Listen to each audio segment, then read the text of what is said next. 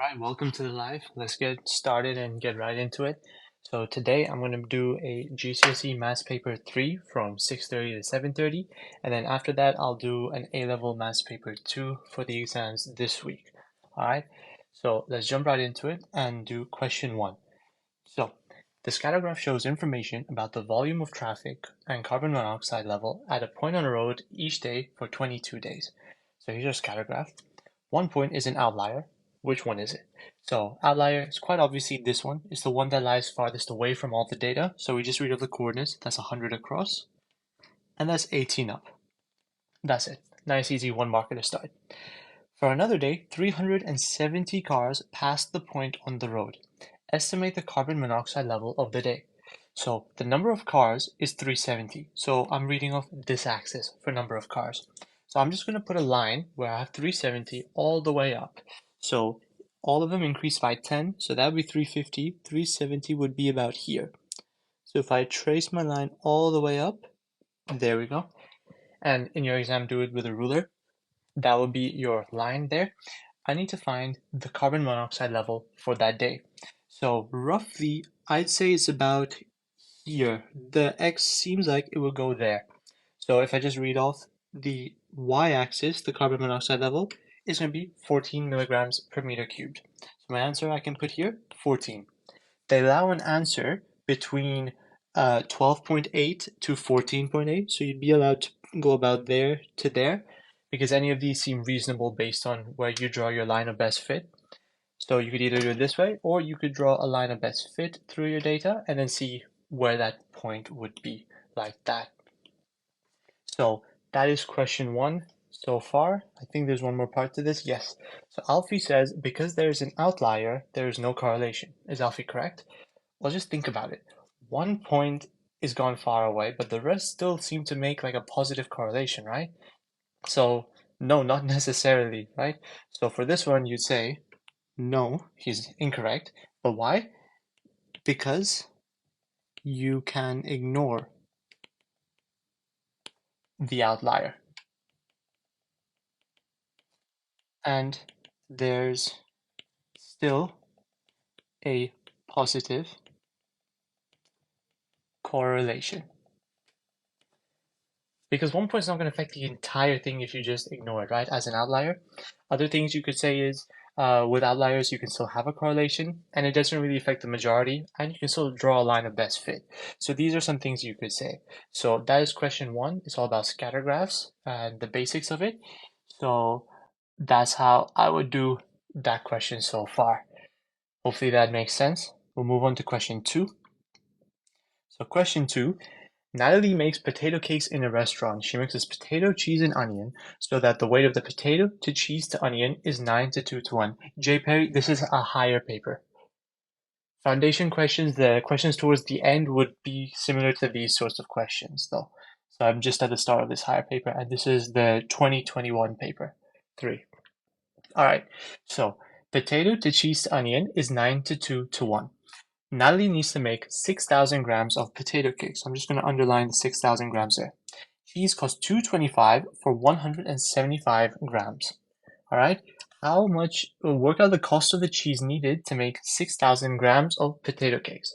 Well, first, I need to see how many grams of cheese are needed in the first place, right? So I can figure out the grams multiplied by the cost.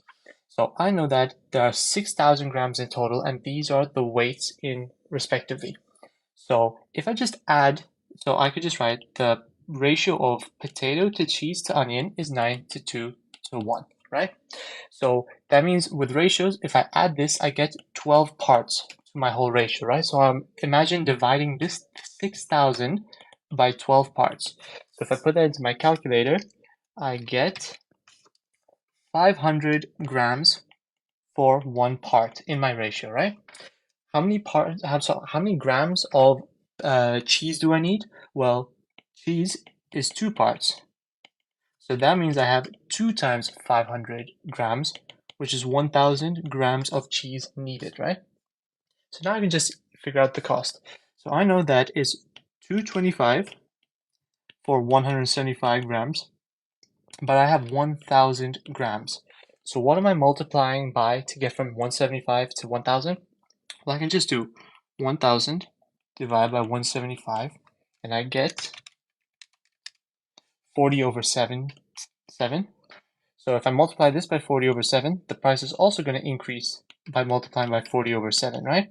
So 40 over 7 times 2.25 is going to be 12.857 and so on.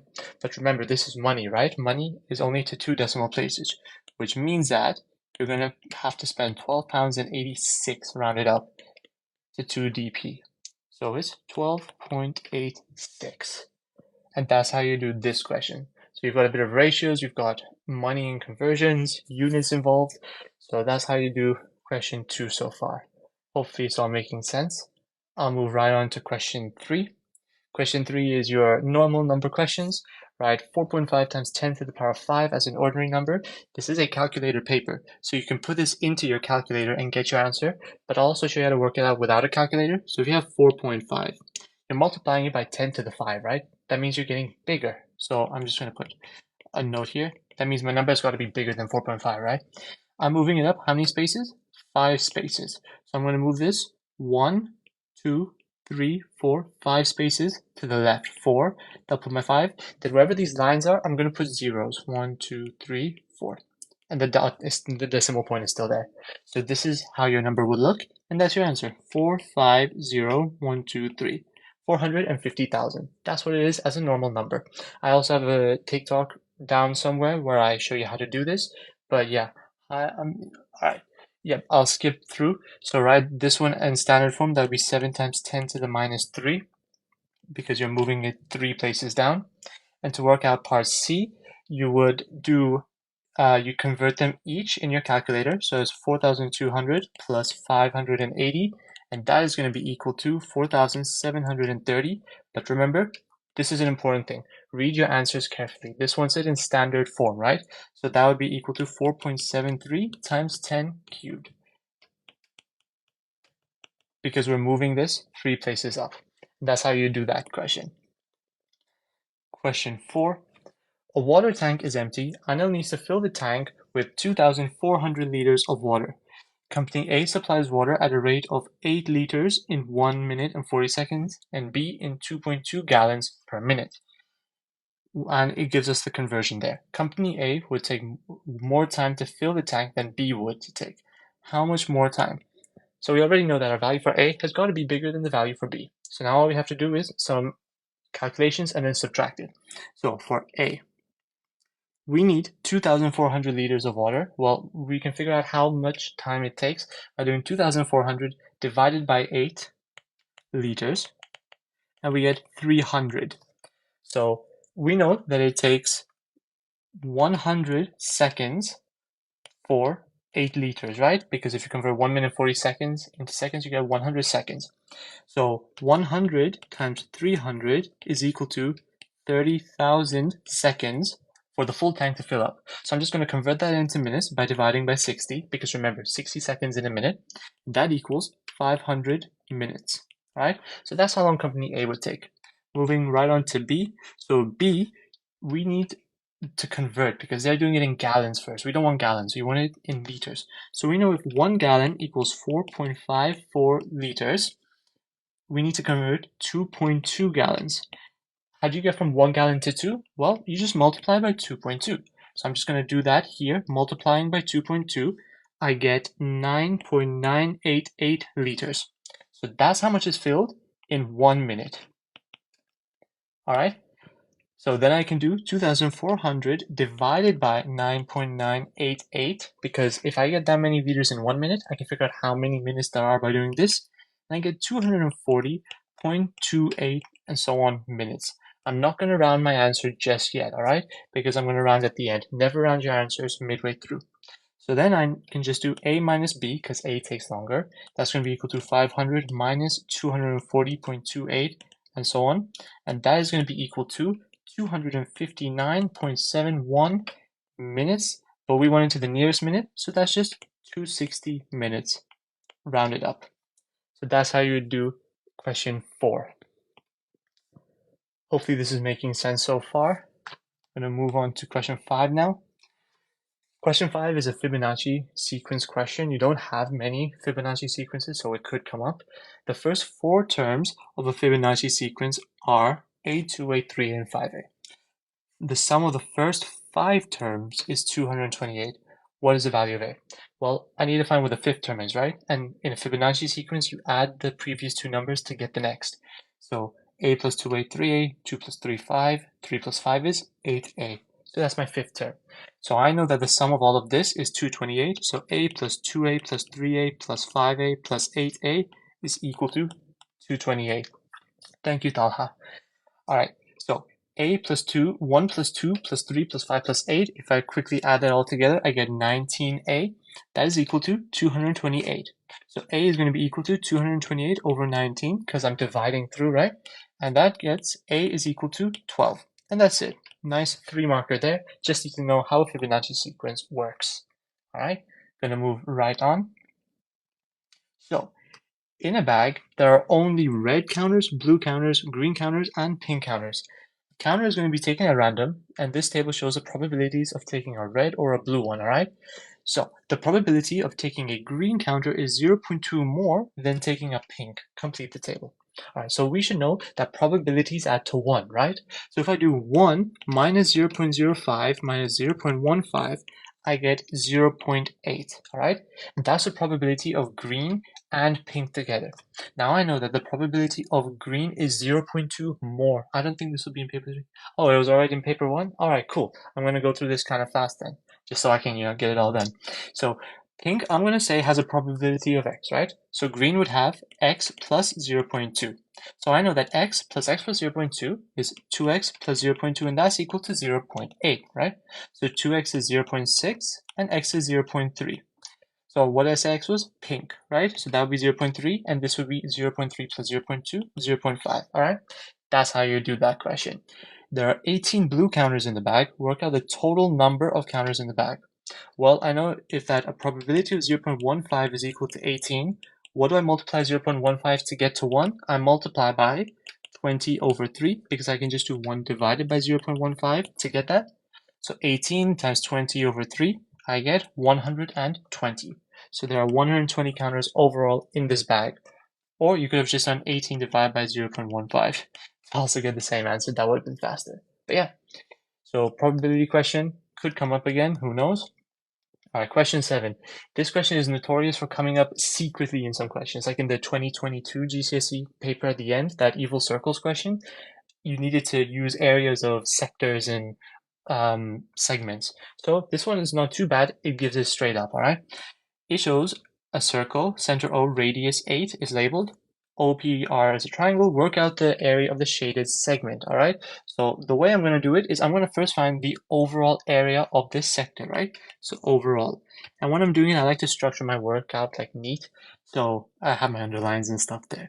So the area overall, so the area of a sector, remember, that's going to be equal to the fraction of the circle, right?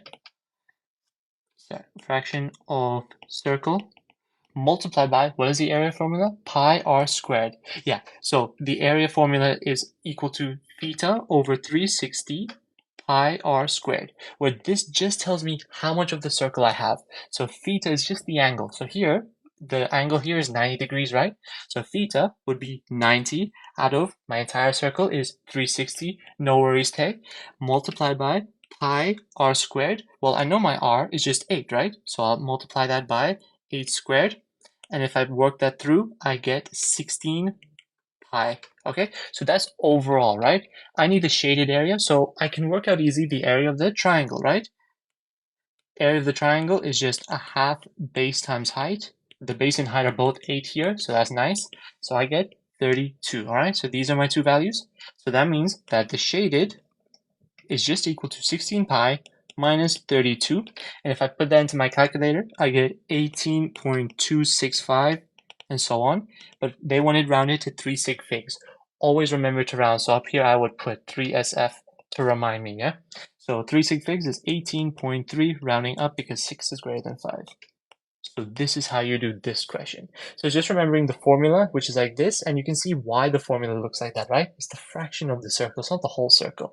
And you're just finding the area of that fraction. Okay, Hopefully this is all making sense. I'm going to move right on. Thank you, Talha. That's very nice. I appreciate it, honestly. So, question 8. So I have a video going through this as well if you want to check that out later as well.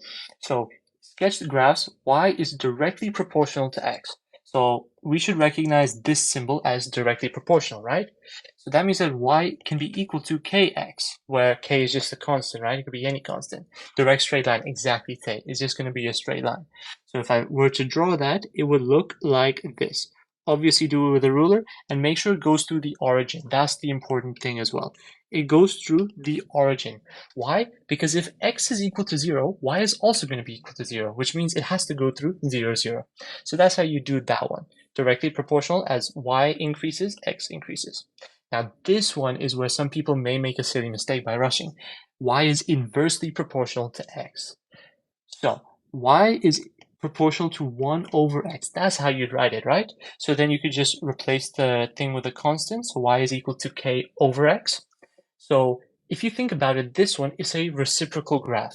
So you don't need to know for GCSE, but for A levels, reciprocal graphs look like this. So this is in this quadrant here, and this is down there. So the way it works is you can just plug in numbers, right? So let k equal 1, right? So that's y equals 1 over x. So if x is 1, y is going to be 1. If x is 2, y is a half. If x is 3, y is a third. Notice that the difference is getting smaller each time. So initially the number is quite large at 1, and then it's going to become smaller and smaller and smaller, but at a changing rate, at a decreasing rate, all right? It's not a constant rate, because if you go from 1 to a half, to a third, to a quarter, notice that the gaps between them are getting smaller. So it looks just like this. Does this explanation make sense, guys? I can re-explain it if you want. But if not, I will move right on to question 9. So yeah, just be very careful with questions like this. They will try and trick you. It is 1 mark, but that doesn't stop them. All right. On Monday, 12 people took 5 hours to clean some cars. On Tuesday, 15 people cleaned the same number of cars. Assuming they all worked at the same rate, work out how many hours the 15 people took to clean the car. So I always like to write it out in number form to get rid of the words, all right? So 12 people, let's just say that's equal to 5 hours, right? 12 people, 5 hours. I know that 15 people are cleaning cars on Tuesday, so I have 15 people. That is equal to how many hours? I gotta think about this now. So from 12 to 15, how am I going from there? I'm doing 15 divided by 12 equals 5 over 4. I multiply by 5 over 4 to get 12p to 15p. So if I'm increasing the number of people, does that mean my hours are going to increase or decrease? Like, just think about this logically. The hours would decrease. So I'm not going to multiply by 5 over 4. Instead, I'm going to divide by 5 over 4. So that's just going to be equal to 4 hours. Exactly, decreased hay. This is one of the questions where it's not like a direct increase. This is one increases while the other decreases. You got to use common sense sometimes in some of the questions, which I personally hate. So yeah, so as P increases, H decreases, it's inverse, right? So 4 hours. The assumption is wrong. These 1 markers tend to stump a lot of people. Stumped me when I was doing my GCSEs, but let's see how it is. How might this affect the time taken for 15 people to clean the cars? So what is the assumption? This thing. They work at the same rate. So we're assuming that the increase is going to be proportional to the decrease, right? But it's not. So this just means that it could take more or less time to clean the cars, right? It could be either increase or decrease, who knows, right? If they worked faster, it'd be much faster. If they work slower, then it could be slower than 12 people, right? One thing I need to point out for this is the mark scheme focuses on this word here, could. They do not allow the word would. Why? Because you cannot say for certain that it would take more or it would take less time. You don't have that information, right? You're just saying it could. There's a possibility that it does. All right. So, Ansib Merchant, this is a higher paper. Yeah, Talha responded. Thank you. All right. Question 10. So this question, as soon as I see it, I'm going to think similar triangles. That's what I want you guys to do in your exam tomorrow, okay? Just think what topic is it and then start jumping into it, yeah? So it shows 2 right angle triangles and it gives me my measurements. It's not labeled yet, so I'm just going to do that now. So this is going to be 9, DE is 2, so DE is there, that's 2. and DB is 6, so that is going to be 6, all right? Calculate the length of CB. What is CB? That is this whole thing here. So I'm just going to label that X because we love algebra, don't we? So I'm thinking similar triangles, right? So there's an enlargement going on here, right? I know the length of the hypotenuse of the big triangle is going to be 15, and the length of the smaller one is 6. What topic was the last question from? Sorry, was it this question? Yash? This question is about increasing and decreasing like relationships, proportion and inverse proportion. It kind of links to this one. All right, so this one is similar triangles, right? So I know I'm just going to put similar triangles. So the scale factor would be 15 divided by 6, which equals 2.5. No worries, Yash. So 2.5 scale factor. That's what I'm going to put there. So I know, yeah? So I want to find out what AC is, right? Because then I've got two sides of my triangle. I can easily find the bottom just using some Pythagoras, yeah? So if I'm going from 2 to AC, well, AC is just 2 times 2.5, which is equal to 5. So now I've got 5 there, and I've got 15 there. I'm just going to do some Pythag. X squared plus 5 squared equals 15 squared. So x squared equals 225 minus 25, and that's going to be equal, so x is going to be equal to the square root of 200.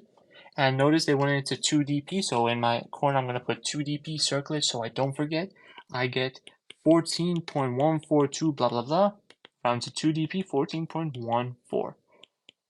And that is that. 4 marks. That is not a bad question to get for 4 marks, actually. You just need to recognize, oh, I've got some similar triangles. I'm going to try and figure out a scale factor. So you see similar, think scale factor, yeah?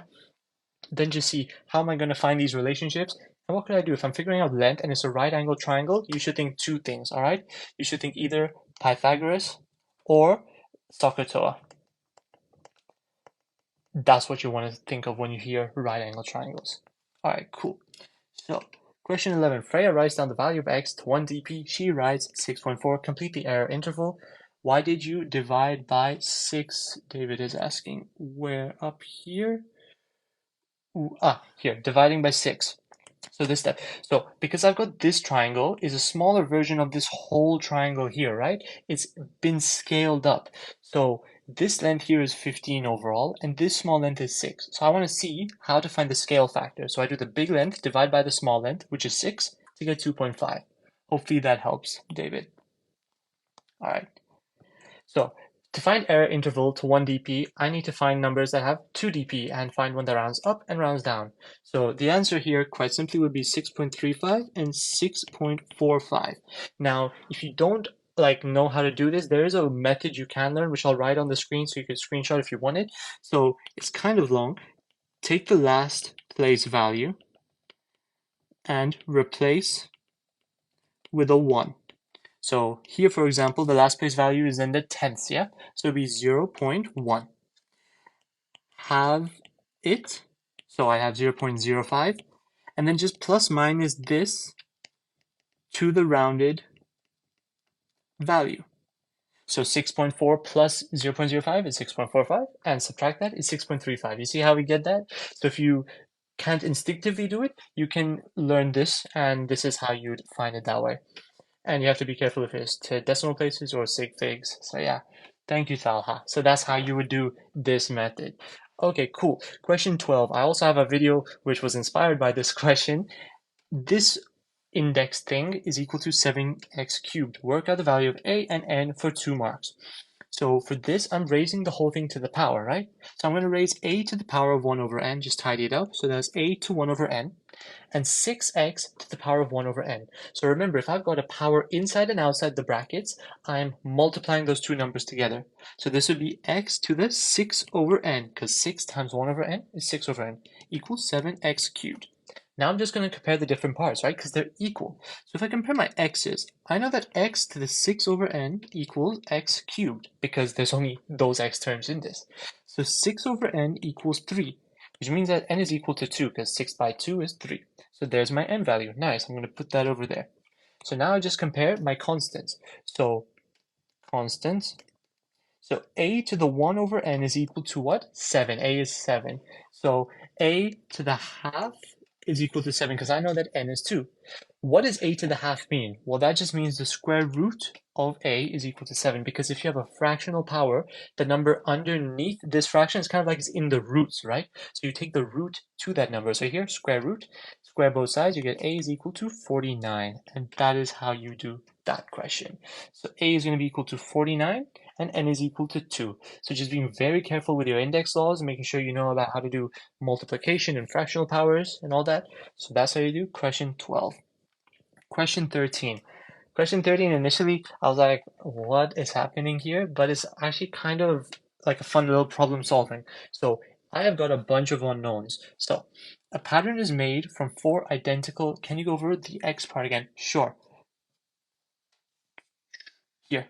So x to the 6 over n equals x cubed, right? So I have x to the 6. I'm going to start from the beginning. X to the 6 is being raised to the power of 1 over n, right? Because I'm raising to a power, I multiply the two numbers together. So 6 times 1 over n is equal to 6 over n. So that is going to be x to the 6 over n. So I have x to the 6 over n here, and I have x cubed here. Because they're the same number, this has got to be equal to this. So that power, 6 over n, has got to be equal to 3. So that's why n is 2. Does that help, Tay? It's like the raising power index law, because if you raise to a power, you multiply, but if you multiply two numbers with powers you add, is weird like that. But yeah.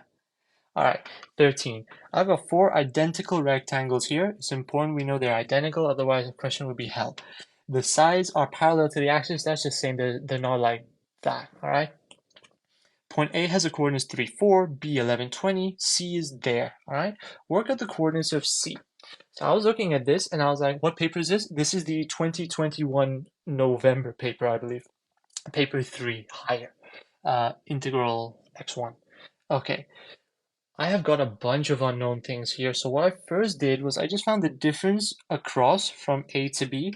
So if I'm going from 3 to 11, that's going to be 8, right? But notice the 11 is there, okay? I'm not going all the way to the end. No worries, man.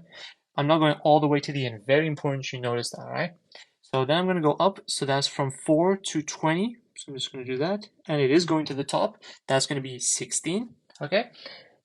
And then I was like, okay, how am I going to do this? The best way to do questions like this, if you have a lot of unknown things, is just put in algebra. You're allowed to put in your own letters and make those things up, all right? It's really good for unknowns. So I've got 2 unknowns here. So I need 2 equations. That's the rule, okay? Make sure you remember this for your exam. The number of unknowns you have in algebra, that's how many equations you need, okay? So here I've got 2 unknowns. So if I'm going to go vertical, I'm going to call the horizontal bit, I'm just going to call that x. So that's also going to be x all the way across there, yeah? So if I'm going vertically, let's be creative and call that y. And then this bit here is also going to be called y. And this one would be called x, and that would be called x. All right, so I've put in the things in my algebra there as I would. So if I'm going vertically, I'm doing y plus x is equal to what? That's starting from 4 going to 20. That's the distance of 16 up, right? So that's going to be equal to 16. Yeah, so 2x plus y equals 16. Bam, there's my first equation. I need to find 2 guys, right? Because there's 2 unknowns. So if I go horizontally, I'm going from 3 to 11. That's a distance of 8. I'm going x plus, and remember, I'm not going x all the way across. I'm going x, but I'm just going to take away this y, right? Because that's like one side of the rectangle. So x plus x minus y equals 8. So then my second equation is 2x minus y equals 8. Let's name these equations 1 and 2 because I'm creative like that. So I'm going to do equation 1 minus equation 2 to get rid of my x's. So that means that y minus y is 2y. And that is going to be equal to 16 minus 8, 8. Which means that y is equal to 4. Alright, cool. So if I just sub in back up here, I have 2x plus 4 equals 16, 2x equals 12, and x equals 6. Bam, I have my distances. But that's not what they wanted me to find, right? I need to find the coordinates of C. Always remember what you're doing in the question, all right?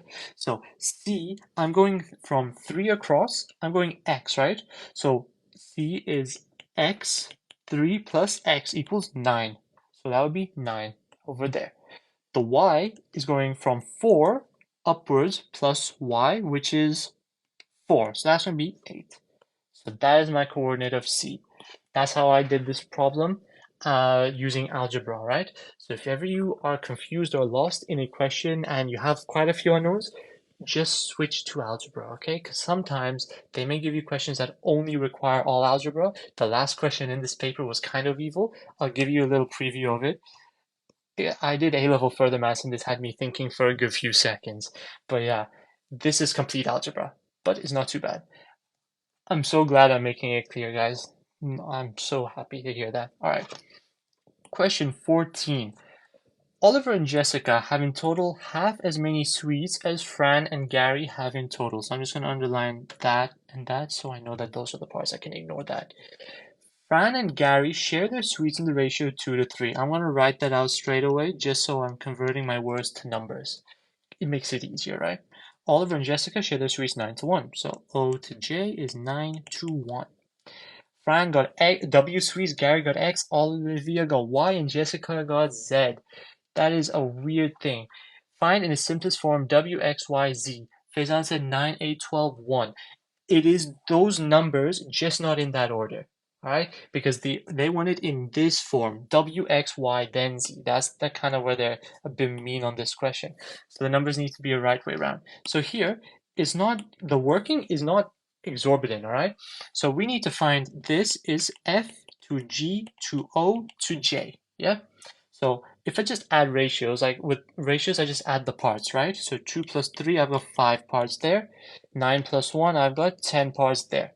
I am told that OJ have half as many as FG. Well, OJ here has double, right? How am I going to get this ratio to be half of this?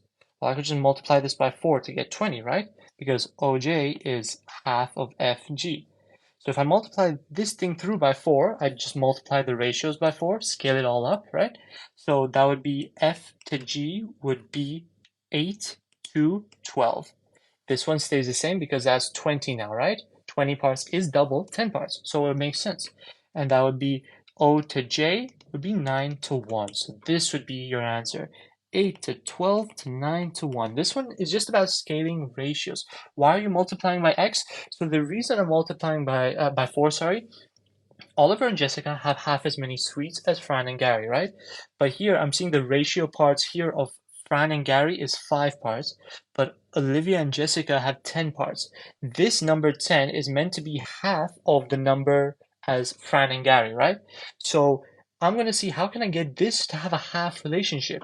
So 5, if you multiply that by 4, would give me 20. Well, 10 is half of 20. So that is kind of how I did that. It was kind of a bit of guesswork because I needed to infer that. But if you logic it through, remember, ratios are not exact. Like, they're not telling me these are the number of sweets they have. They're telling me that's the ratio. So it can be simplified or scaled, which is why I've multiplied by 4 there to get 20 and 10. And this is the ratio in its simplest form. I hope that helps. And I'm very glad I made it clear to understand. Awesome. Question 15. When you see a graph like this, most likely you're going to be asked about exponentials or to find a gradient.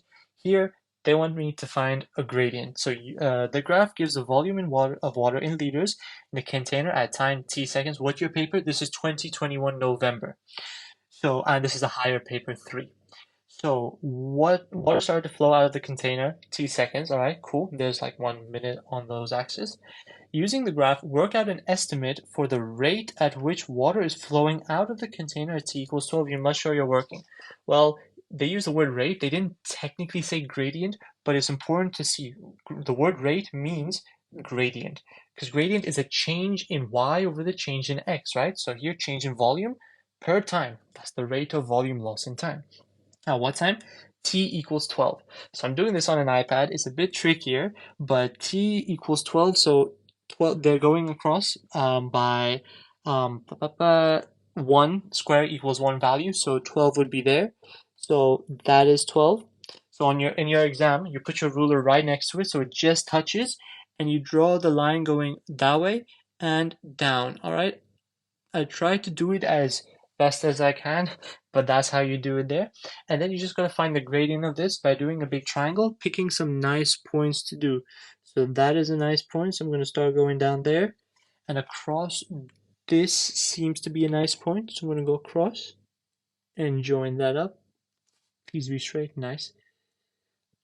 Okie dokie, so that's what I've got, and I just need to find the gradient. So I do my tangent, and it's important you draw your tangent. You get marked for that. So gradient equals change in y divided by change in x.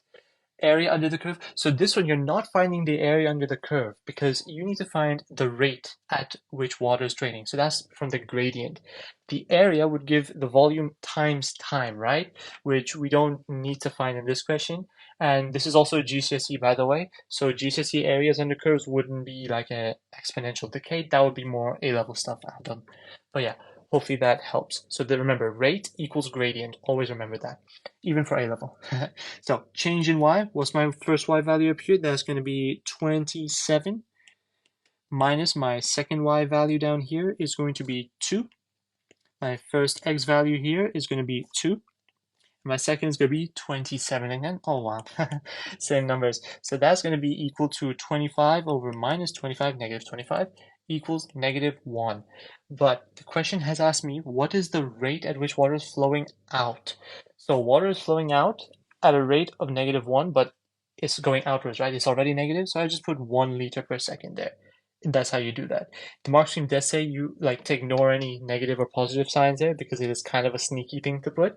And the answer can be allowed in the range 0.7 to 1.1 would be marked correct. So you do have a bit of leeway depending on how you draw it. But remember, rate equals gradient, and make sure it just touches once. All right, that's how you do these questions. And it's 3 marks. It's not bad for 3 marks. I'm just gonna quickly stop on this question for a second and let you guys have a read. So the curve C has equation y equals x squared plus 3x minus 3. What type of equation is this, guys? I'm just going to wait for a response in the chat while I continue reading.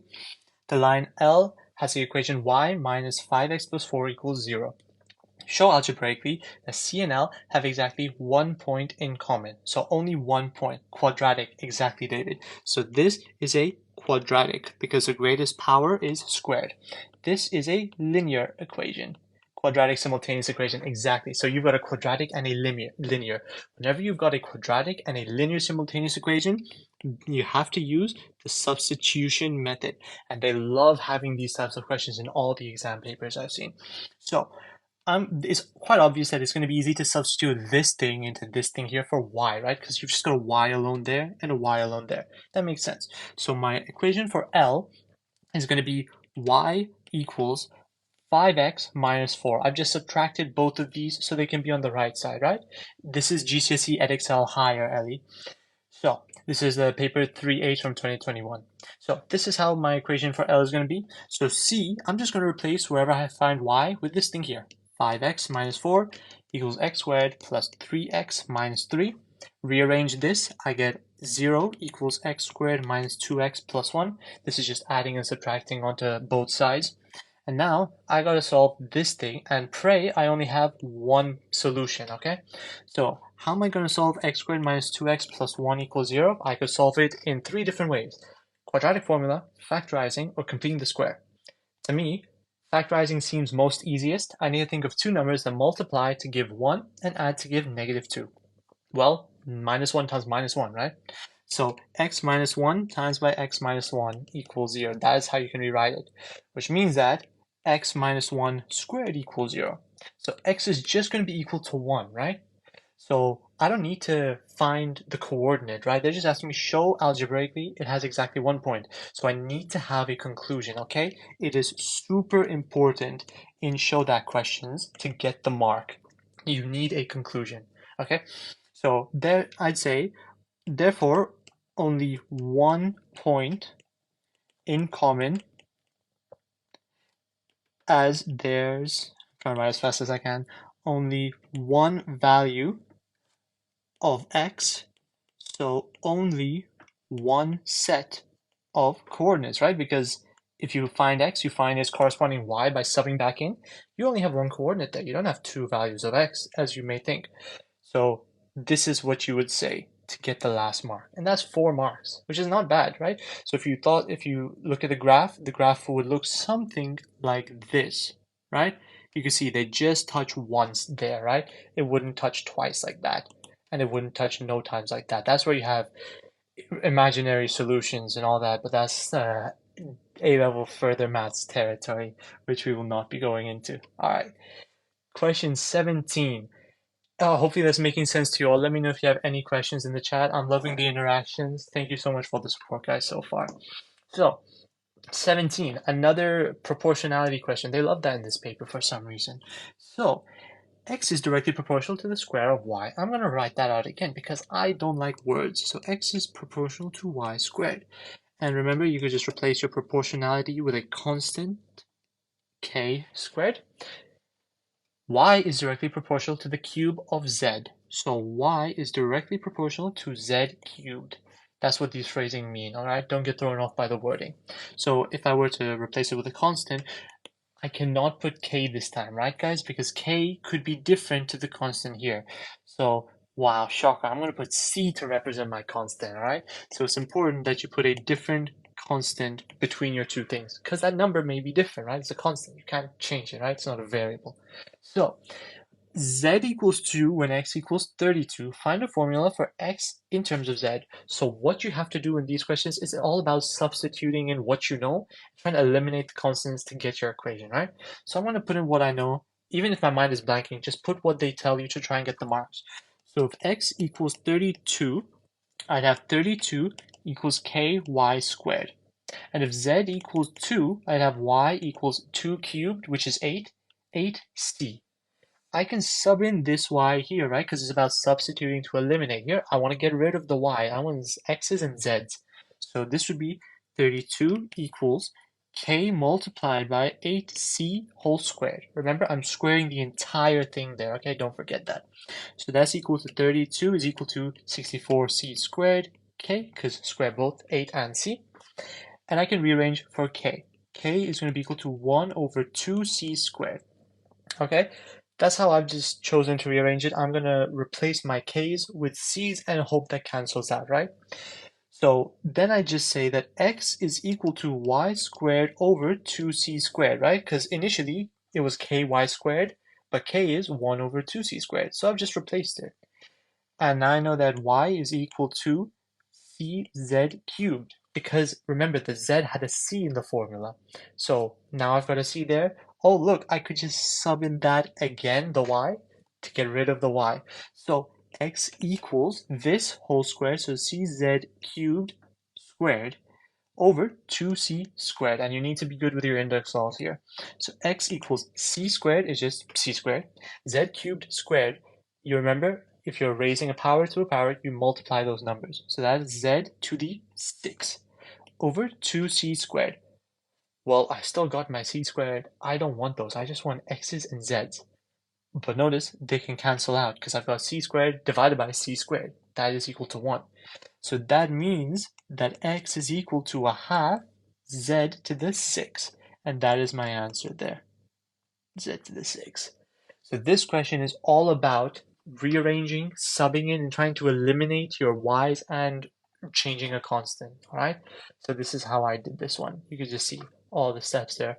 I'm going to stay on this screen for a quick second before I move on. We have got 1, 2, 3, 4, 5, 6 questions of this paper left. One of the questions, I'm going to be honest, is quite obnoxious, and it's a really small question in a few questions time. So just stopping here for a few more seconds. I don't understand the half c squared. All right, so the half c squared bit here, I'm going to start from here, the explanation, right? So 32 equals ky squared, right? This is GCSE level, and this is higher. Yes. So 32 equals ky squared, and y is equal to 8c. I can sub in the y there, right? So k 8c whole squared. If I do 8 squared and c squared, I get 64c squared, multiplying by k. So I've just expanded my bracket there. That's all I have so far. Now I've decided, okay, let me just find what k is equal to, because I want to get rid of that k and replace it with a c, right?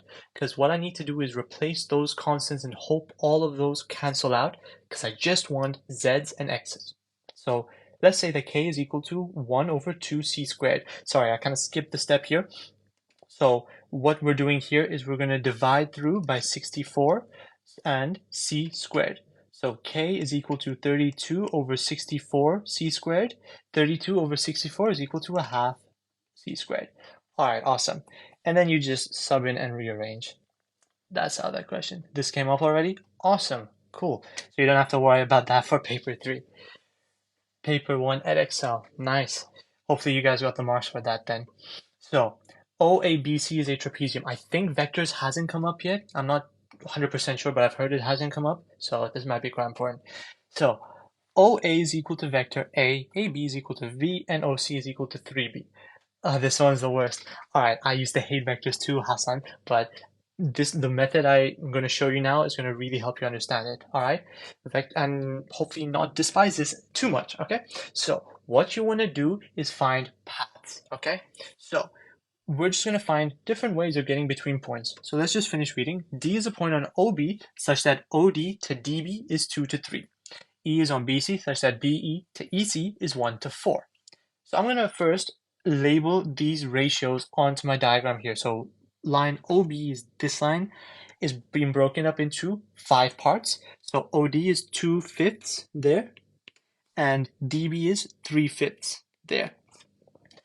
BE is 1/5, so BE there is 1/5, and EC is 4/5. All right. So this question, I've split up the lines into their ratios. And remember, the denominator is the total of the ratio parts. Work out DE. Where is DE? I'm just going to label it. Oh, shoot. Sorry. Where is DE? DE is this line over here. Okay. So I need to figure out how to get from D to E. Okay.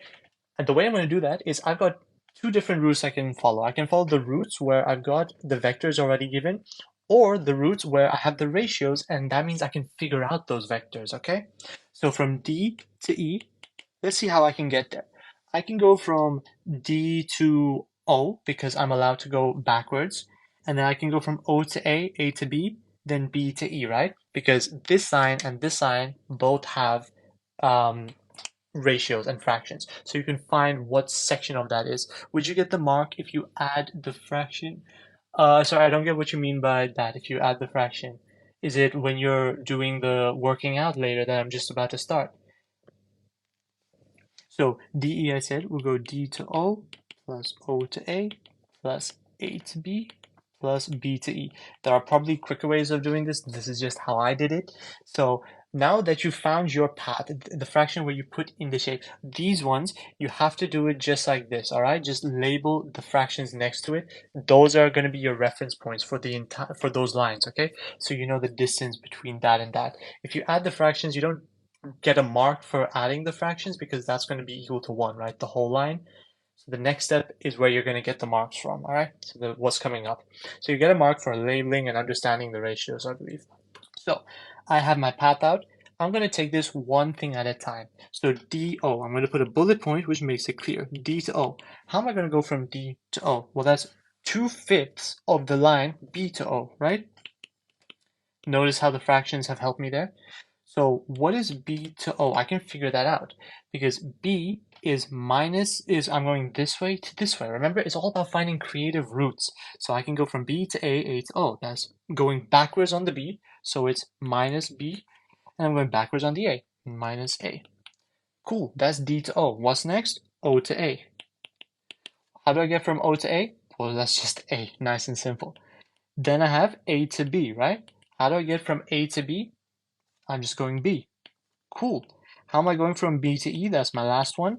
So B to E, okay, I've not got a vector there, but I've got a fraction. So it's 1/5 of BC. 1/5 of BC. Remember, it's the whole line you're taking the fraction of. So how am I going to get from B to C? Well, I'm just going to go all the way around the shape. So B to A is minus B. Then A to O is minus A. And then O to C is plus 3b. All right, I've got all my different parts. Now all I have to do is just add this together, right? So this means that d to e is going to be equal to minus 2/5 b minus 2/5 a. I've just expanded the bracket there. Explain d to o again? Sure. So d to o, that's here to here, right? How am I going to get from d to o? Well, that's 2/5 of the line b to o. So I've just put as 2/5 b to o. How am I going to go from b to o? Well, I've got to think of a creative way. So I'm going to go all the way around from b to a, then a to o. So b to a is minus b, a to o is minus a, which is why I've replaced it there. I hate when this does this, and great, all the working is gone. Awesome, that's cool. I'm just gonna put this screen in front and just explain the rest of this question here.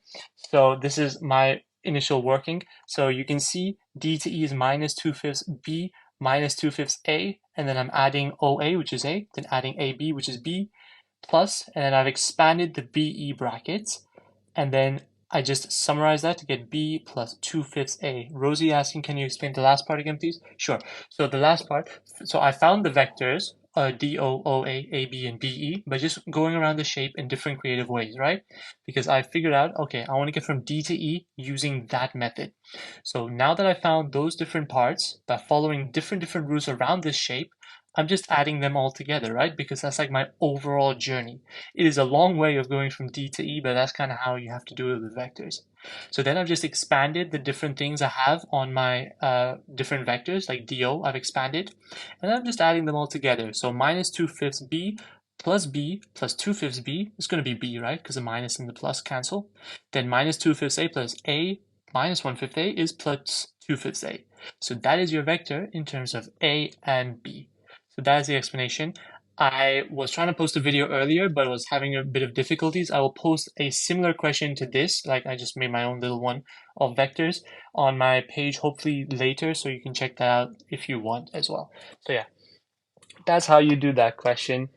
I hate the fact that it just disappeared, but yeah, hopefully that helps. I hope they give vectors questions when I actually love them. All right. I'm glad you love vectors questions. I hated vectors, but to each their own. All right, question 19. I believe a question like this already. Can you do the last part again? All right, sure. The last part, do you mean, what is the final answer? The final answer, sorry, let me just put that there, is 2/5 A plus B. The last part, you can just see I have my different numbers here, my different vectors, and I'm just adding them all together to just get the total final vector there, yeah? That's how you do that. If you want to take a screenshot of this, you can. So first you find your ratios, then you know your paths. You can follow vector paths or paths that have fractions on them. Find your route around, and then add your answers together. So that's how you do that one. All right. This question 19, I think similar question already came up. Correct me if I'm wrong, but I'm just going to do this because it's a nice question. So at the start of the year, and the number of animals in a population is, yeah, this already came up. Okay, so I'm just going to quickly go through it just in case, P 2018 is equal to K P 2017, right? Year after, year previous, all right? So P 2018 is K lots of 4,000, so 4,000 K. P 2019 is equal to, can you show question 18 again already? Yeah, sure, 1 second. This is question 18. Let me know when you're ready, Tanya. So yeah, feel free to screenshot this if it helps. It's got the little method there, and the way I laid it out makes it like easier to read. Awesome. So let's just quickly speed run this. So the population in 2019 is K lots of the population in 2018. So that would just be 4,000 K squared. What is 2019? Is 3610 equals 4,000 K squared. And if I solve through for K, I get K is 0.95. Just divide by 4,000 and square root. Notice I've square rooted. I did not take negative 0.95. And it's very important for any type of question that just check, do you need to take plus minus when you're square rooting?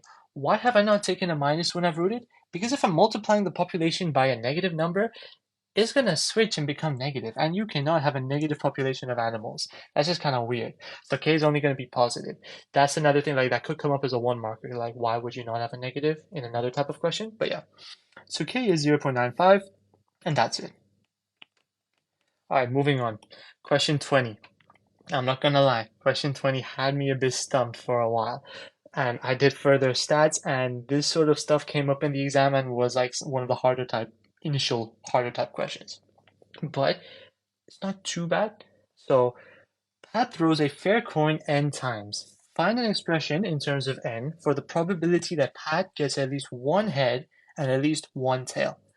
All right, notice I don't have any numbers, but they're just throwing a coin, right? So when you see the word coin, like you're just thinking what? P equals a half, right? The probability is equal to a half. So I want to find the probability of what? At least one of each, at least one head and at least one tail. I did this video, I was stuck on this exact question. All right, awesome. Hopefully this explanation is going to help you out, Ishal. So I want at least one of each, right? So how am I going to find that? Well, that's going to be 1. So I'm going to find the probability, and I'm just going to write it out first, then explain. So 1 minus the probability I have all heads minus the probability I have all tails. The reason I'm doing this is, imagine you are Pat in this exam and you're flipping a coin, sorry. You want one of each. If you have all heads, that is not what you want. So you're going to take that chance away from your overall chance from your coin flips. Then, what else are you going to take away? If you have all coins, well, that's not what you want. You at least want one head, right? So you're going to take away that probability too. So if you've taken away these two probabilities from one, the remaining probability includes any probability where you have heads and tails both. So this is all heads and this is all tails. We don't want any of that. N have to be greater than 1. So n has got to be an integer greater than 1 because you're throwing a coin n times. That's how that would work. So yeah, we're going to figure out what the probability of all heads and all tails are. So these have none of each. So let's just put in some numbers. Yeah, we can say that if n is equal to 2, let's say Pat decides to throw it twice. The probability of all of them being heads is going to be, well, if I get a head, that's a probability of a half. And if I get another head, it's also a half. Now let's say n equals 3. What is my probability of all heads there again? Well, that's just a half on the first throw, half on the second throw, and a half on the third throw, right? Because it's still a coin. So notice I've got a half and I've got 2 of those here. So that's kind of like a half squared.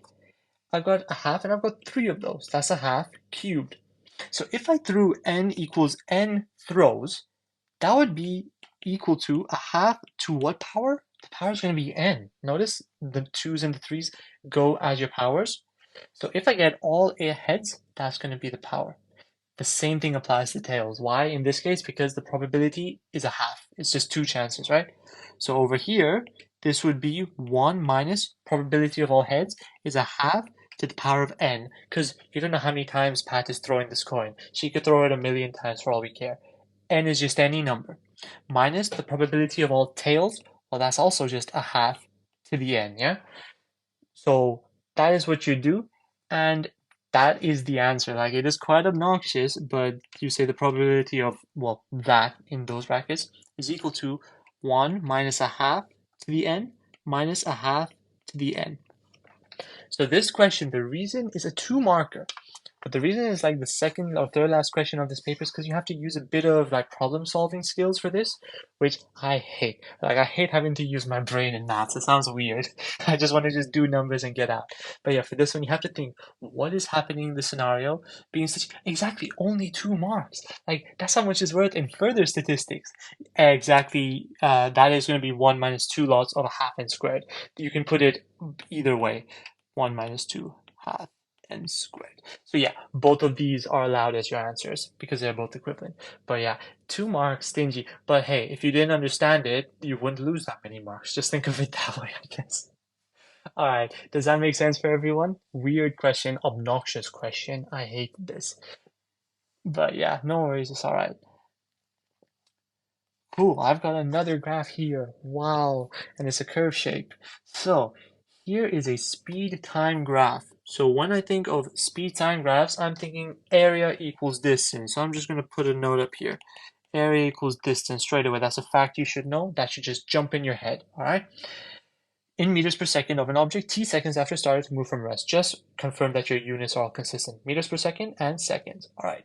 So using 3 trapeziums of equal width, work out an estimate for the area under the graph between t equals 1 and t equals 4. Well, from 1 to 4, I can quite clearly see I've got 1, 2, 3, like big boxes. This paper 3, yeah, this paper 3 was quite hard when I was preparing, actually. I noticed, I was like, okay, I'm just gonna pick 2021 paper, and I was doing it, I was like, damn, this is actually kind of difficult. It is at Excel higher, yeah. But you know it's good, like, come on, tomorrow's your last paper, guys, on a lock-in, choosing a hard paper to do. Hopefully this is helping, though. Hopefully my explanation. Yeah, you're gonna be almost done with maths, alright? Then you can just say bye for forever. Except if you're me, sitting here making maths videos. But yeah, so I need to use 3 trapeziums of equal width and they're between 1 and 4. So I've got a square here, and a square here. So I think I'm just going to make my trapeziums be on those lines, right? They have to be equal. So I'm just doing my little lines. And this question actually kind of shocked me because this is an A-level maths type question, a year 2 type question, because it's like integration, but using something called the trapezium rule. But you're not using the formula, you're just doing it manually, which is fine. Can we quickly go to the last question? I didn't get that all for these. Sorry, the question before this one? 2 questions I got wrong so far in this paper. Alright, that's pretty good then. Honestly, guys, aiming for those high grades. No, the last one on the paper. Oh, this one. I'm gonna go through this at the very end, alright? We're almost there. This one is weird, but trust me, I found a way that'll kind of help you know how to approach questions like these, yeah? Because what I want to teach you is not how to just do the questions here, it's how to do any kind of questions that come up, alright? So I'll get there soon. So, using 3 trapeziums, I've got my trapeziums drawn. Look how beautiful they are. So, the area of a trapezium is going to be a plus b over 2 times by h. That's a formula you should have memorized. So you should have memorized this formula. A and B are the 2 parallel sides. And what you're doing is kind of like finding the average length between those sides. That's why you're dividing by 2 and you're multiplying by the height. So the area overall, area of all 3, so the height here is 4, the height here is 6, the height here is 7, and the height here is, sorry, that's 7.2 because it's just above, and that is 7.8 because that's just under. This formula is on the equation sheet. Oh, it's on the equation sheet. Nice, awesome.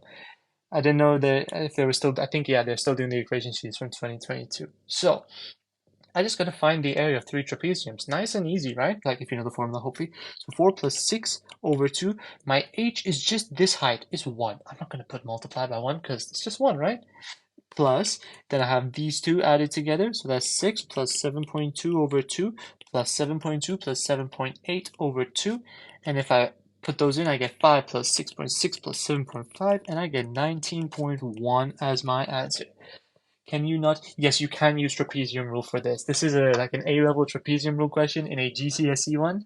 How do we know 4, 6, 7.2? So look at the heights over here, right? The height of this triangle is 4. Sorry, trapezium is 4. Here it's 6. Here it just goes there, so it's 7.2, and it's just there, so 7.8. Those are the heights. Those are how you get those numbers. And yeah, you can use trapezium rule. So if you're using the trapezium rule, I'm trying to remember the formula from the top of my head, that's a half h.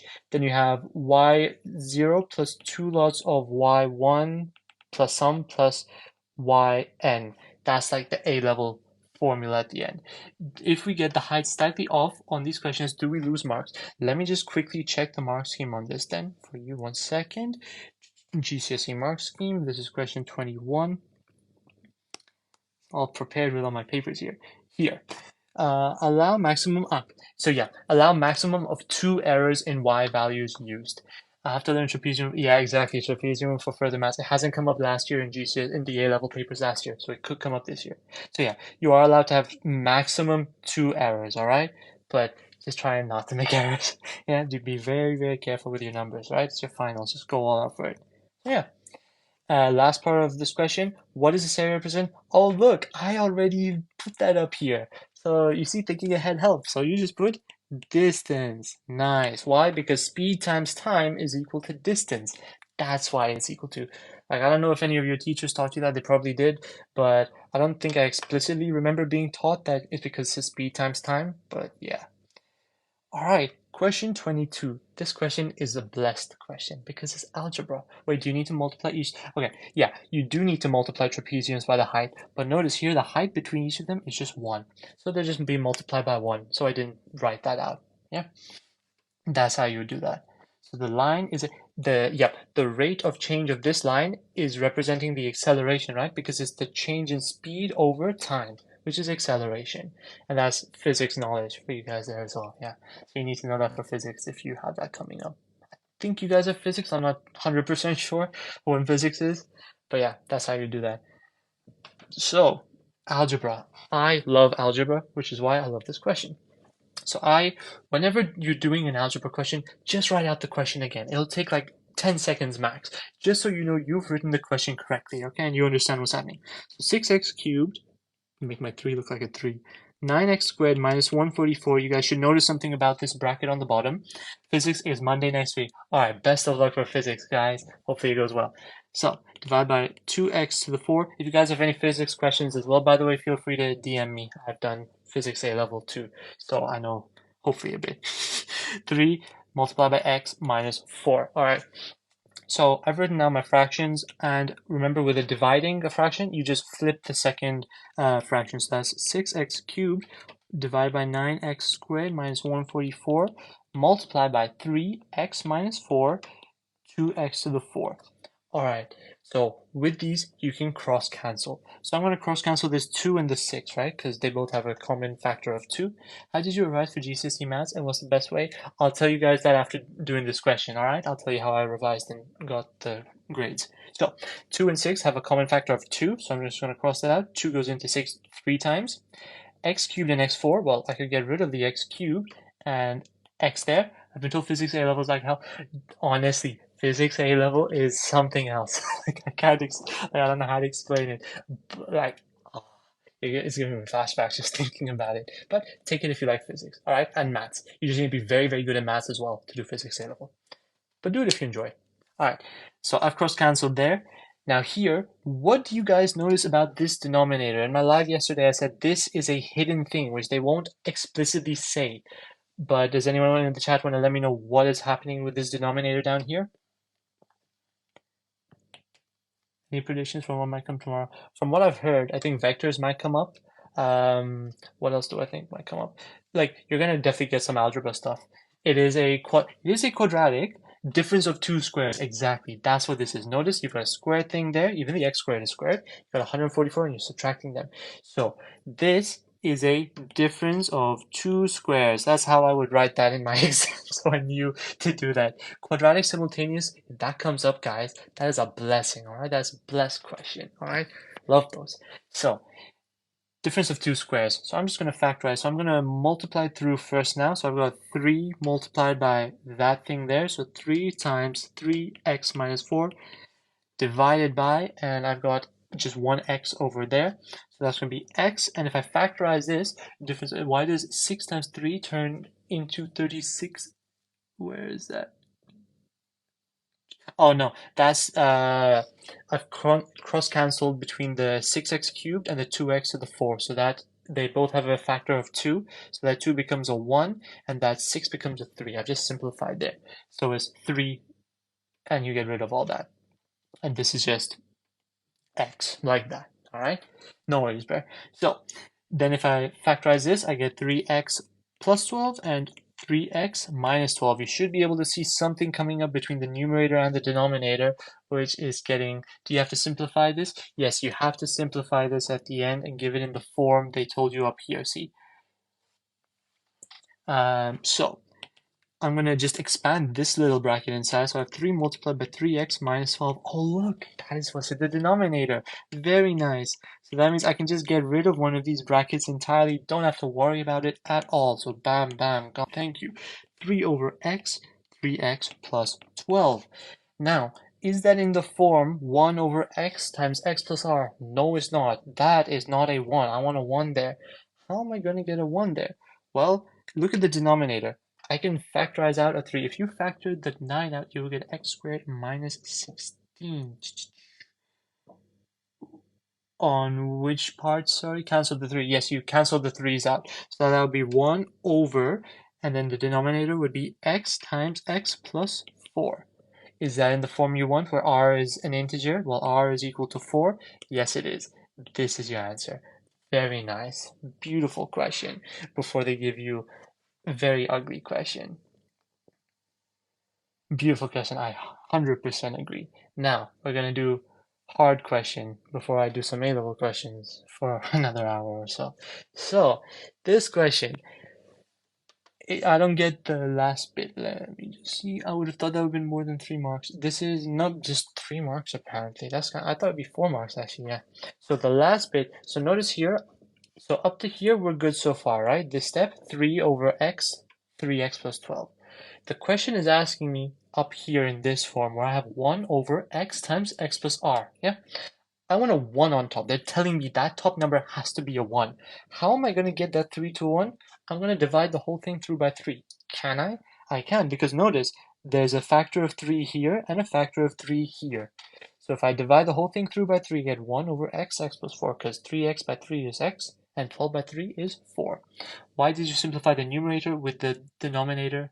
Then why did you simplify it? Is it this last section again over here? Is that why? Is that what you're asking, Nirvana? Sorry, not Nirvana, David. I can do enlargements.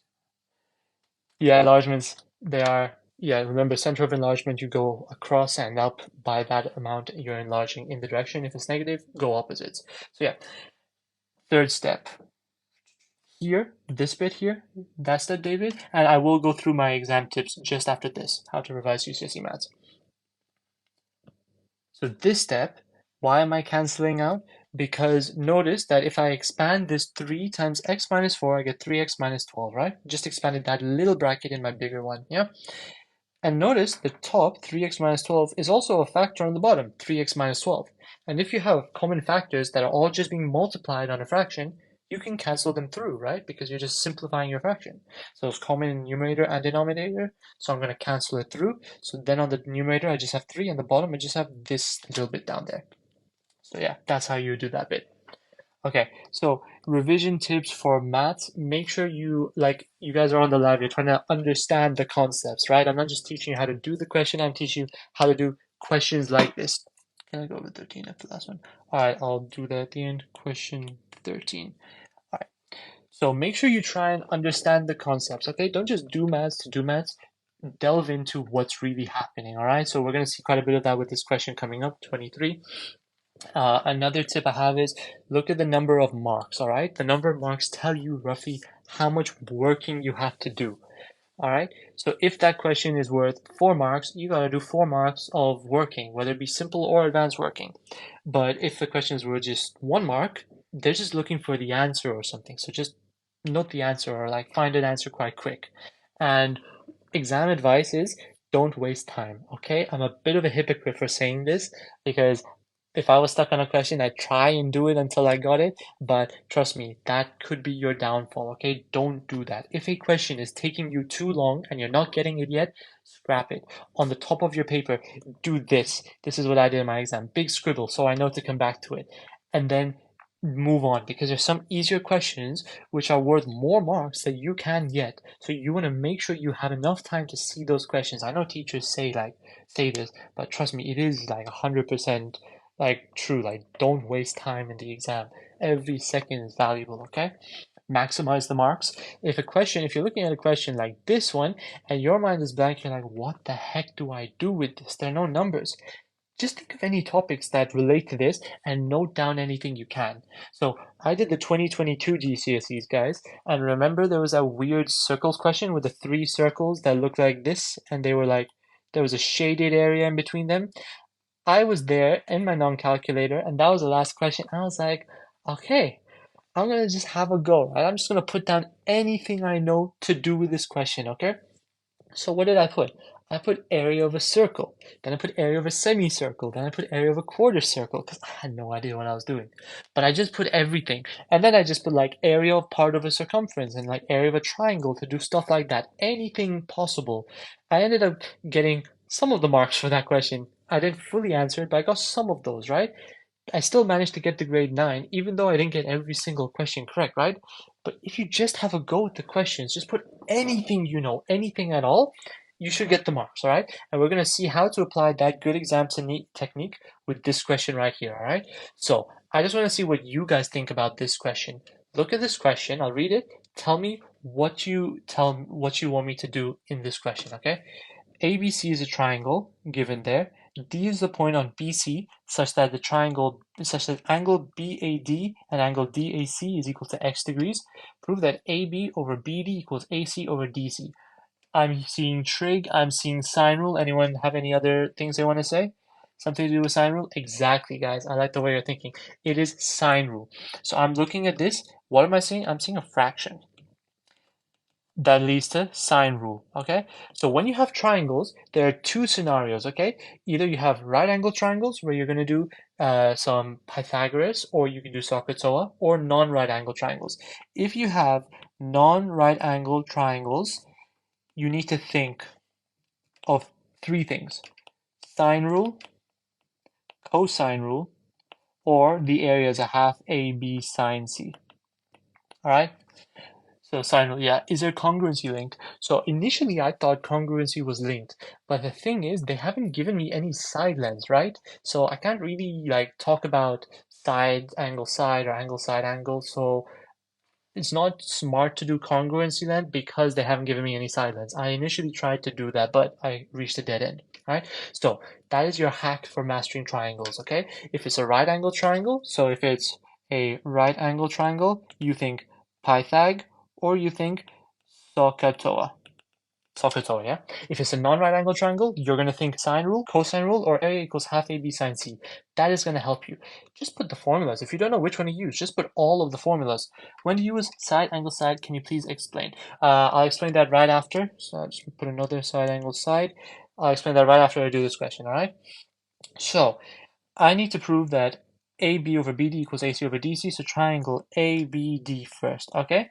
So I'm going to use the sine rule. So this length here is going to be AB, and this length here is BD.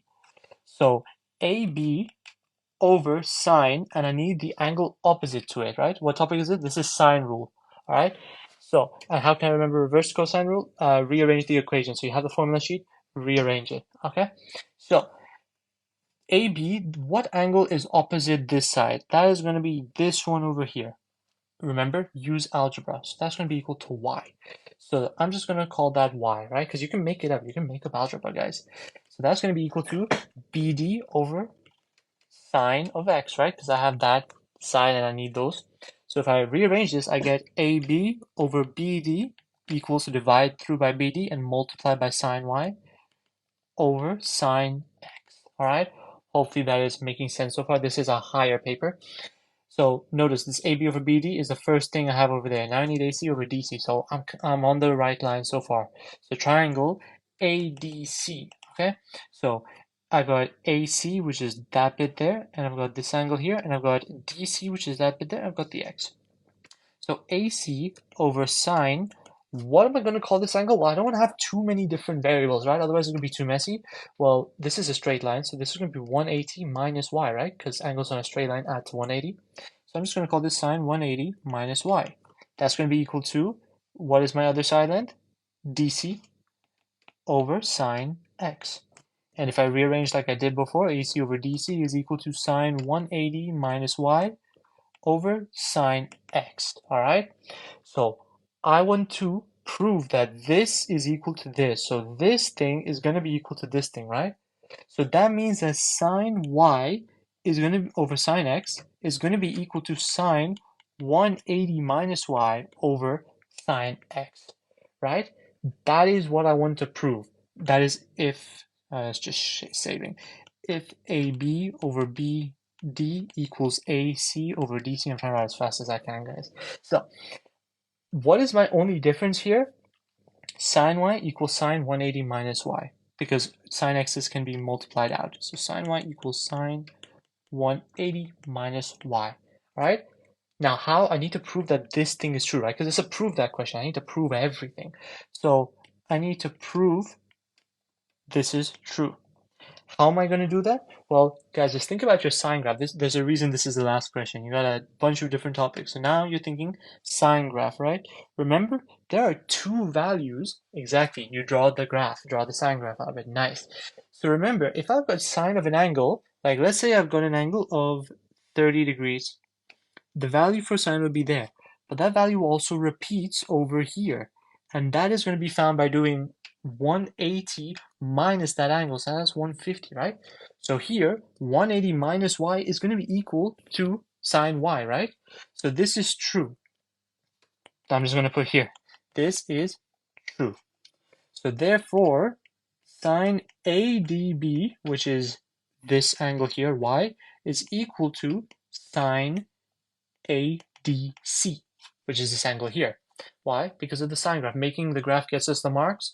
I will check the mark scheme right after to show you what gets the marks. Can you do you can do the cast diagram as well, I'm sure, as long as you prove the relationship that 180 minus y is equal to sine of 180 minus y is equal to y. Notice we are saying sine of the angle are equal, right? Not just 180 minus y equals y. The only way that's possible is if they're both 90, but they're not. This topic is sine rule and sine graphs, trig graphs. So yeah, now I've said that, then I could just say therefore AB over BD equals AC over DC. And what is that equal to? This thing over here. Sine Y over sine X is in the barcode. Is this likely to come up? It could, if you haven't had like a big trig question, it could. Who knows what could come up like to do with trig. That's a weird question. So I'm gonna repeat this one more time, just so we can go through it nice and slowly. I'm gonna put my like plan thing in front of the screen because it's kind of neater. So this is my plan iPad. So here, this is my thing. So I have to prove AB over BD equals AC over DC, right? That means I've got a fraction, so I'm thinking sine rule. I've got triangles. How do I know to use sine rule? Well, they're not right angled, so I'm going to use either sine rule or cosine rule. So then if I put those sine rules in for the two triangles there with the side lengths AB and BD and AC and DC, I just rearrange them to get those fractions on the second line of fractions working. Then if I'm saying that AB over BD equals AC over DC, sine y over sine x has got to be equal to sine 180 minus y over sine x. And I need to prove that sine y is equal to sine 180 minus y, right? Is that true? Well, it is true, right? Because the sine graph is symmetrical about 90 degrees, as you can see over there. So if I have sine of a value, if I do sine 180 minus that value, if it's between 0 and 180 degrees, I have another value, which is the same thing. So therefore, sine ADB, which is equal to y, is going to be equal to sine ADC. Exactly, sine and cos have two values within 360. Exactly, it's very important to remember there are repeated solutions for the values, like repeated angles that give the same value. Then I'm just going to say that AB over BD equals AC over DC, and what exactly is that equal to? What are they both equal to? Sine y over sine x, because I just said sine 180 minus y is equal to sine y. And that is how you do this question. So side angle side rule for congruency, if you've got two triangles, the two sides next to an angle, like that surrounded angle, have got to be the same on two triangles, all right? Can you give tips on how to revise for GCSE maths? So GCSE maths, just bang out papers, understand how the questions are done. Make sure you look at the marks, all right? And look at the mark schemes to see how to understand it. So I'm going to show you the mark scheme for that obnoxious last question. And yeah, I apologize. I pray you guys don't get a question like that. So this is the mark scheme, and the answer is just proof, supported. So here are what they've done. So mark one, so the M1s show the marks. Using the sine rule gets you a mark. For example, these things over here. Notice you get the marks for just putting those sine rules. And then the second, or you could do area of a triangle and do it that way. I don't prefer that way because it's just more messy. But yeah. The next step is for using the sine rule on both triangles. So yeah, notice you get 2 marks just for you. Like if you use it on one, you get 1 mark. If you use it on both, you get 2 marks. Because the only difference between these are or and and. So you gotta use both for 2 marks. The next one is to prove that sine y equals sine 180 minus y, right? Stating or showing. So if you just say it, you get the mark. And we proved it using the sine graph. Or you could use the cast diagram and show it that way too if you prefer to use that. Then the last mark is for a full method to arrive at the given answer. Like I don't even know what like that means, but I guess it's just putting all the pieces together so you have a coherent line of reasoning. So notice here that this is all, which one is it? This one. So notice all of my reasoning is all like, it makes sense, right? It follows one step after the other. So that's how you do that one, all right? So I'm just looking through the chat. This question, pull an all-nighter. Yeah, I'm just remembering my final night of maths exams. I stayed up till what, 3 a.m. Don't do an all-nighter. Make sure you have enough sleep, okay? Wake up and eat something like healthy. Like have a fruit salad ready for you. Have a good glass of milk. Trust me, that's gonna help you in the morning. Banana. I highly recommend banana and eating like I don't know if this is like a South Asian thing. Eating like nuts, like eating walnuts and almonds, they'll help as well. But yeah. So yeah, just say symmetrical. Exactly. You could just say symmetrical about 90 degrees. So proofs, we do it neatly. Make sure, yeah, any question, do it neatly. Like if I look through this paper, I've tried to structure each question as neatly as I can, right? Like look at this question. I have my A section there. I have my B section here. I'm showing my arrows. You are allowed to write in your maths exams. Put words in, make it neat. If the exam looks nice, the examiner is going to be, yeah, eating South Asian, yeah. So if the paper looks nice, that examiner is going to be marking tons and tons of papers. You want to give them something nice to look at. So I'm just going to go to question 13 real quick. But yeah, make sure your working looks nice and neat. All right, see how I've laid this one out? I've got the vertical section there, horizontal there. My equations are labeled and put them through here. So I'm going to quickly re-explain this and wrap up the GCSE section before I move on to A-level, guys. So this one, I know that the distance across from A to B is 8. Distance up is 16, right? Because I just subtract the coordinates. Okay, I'll do question 14 after this. So I'm going to put in some algebra because I don't really know. So I'm going to call the long sides of these rectangles x, and I'm going to call the how to do integration. We're going to do integration in the very soon. We're going to do the A-level paper. There are 2 or 3 integration type questions in that differential equations, which could come up tomorrow. I think it's predicted to come up. So we're going to do that. This is GCSE. We're going to do A-level in a minute. So then I've got unknowns. Whenever you have unknowns, do algebra. Don't be afraid to put in some letters, all right? So I've called the horizontal length x and the vertical length y, right? And I've just labeled them across. So that's x, that's x. That small bit here is y. If I go up, that's y, that's x, that's x. All right, cool. I labeled it. Now I'm going to come up with equations. So I've got 2 unknowns. I need 2 equations. Remember that. The number of unknowns you have, that's the number of equations you need. So vertically going, y plus x is equal to 16. So 2x plus y is 16. Horizontally, x plus x minus y, because I don't want that last bit, right? That's going to be equal to 8. So I've got my 2 equations. I'm going to put them together, rearrange, solve for y, solve for x. But then remember, I need to find coordinate c. C is from 3, and I'm going x across. So x is 9. So 3 plus 9, so 3 plus 6, sorry, x is 6. I get 9. 4 plus y going up is 4 plus 4, that is 8. So that's how you do that. This is GCSE. I'm moving on to A-level soon. Yes, I'm moving on to A-level right after. And I'm going to show this question real quick. This is the only way I can explain this is right. So important to know, Olivia and Jessica have half as many as Fran and Gary. So F to G is given 2 to 3, and O to J is given 9 to 1, yeah? Just write out your ratios. You need to know the ratio of all of them together in this form. So I've just put those letters as F, G, O, and J to help us. So if I just add ratio parts, whenever you have ratios, just add the parts and see what to do from there. So 2 plus 3 equals 5, 9 plus 1 equals 10. But I'm told Olivia and Jessica have half as many as Fran and Gary. Well, this is double this. So I need 10 to be half of something. Well, what is 10 half of? 20. How do I get from 5 to 20? Multiply by 4. So I get 2 times 4 is 8, 3 times 4 is 12, and then these are 10, right? I don't need to scale this up because this is all ratio, remember? So with ratios, they're not the exact answers unless they say so in the question. They are a scaled version of the answers. So that's how you do that. Way to get the x and y values. How do we solve it? Just put in a given value. So here, the only thing we know are the distances across, right, for the x and y's. So the distance going up is y plus x plus x. That distance, how do I figure it out? Well, it's going from 4 to 20, that's 16. If I'm going across, well, I'm going from 3 to 11. That's x plus x minus y is 8, because 11 to minus 3 is 8. So just look for the letters, look for the numbers, and that's how you do it. So yeah, that is a wrap on GCSE paper 3. Best of luck for you. So you know how I can calculate? All right, that's crazy. All right, so best of luck for your GCSE exams tomorrow. I'm gonna start the A-level one in just a minute.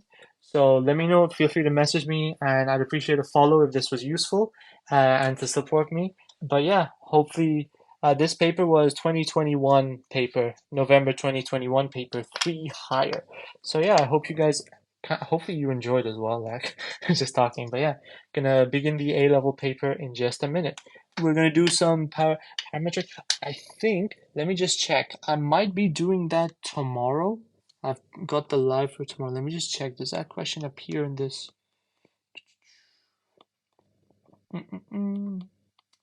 Parametric integration.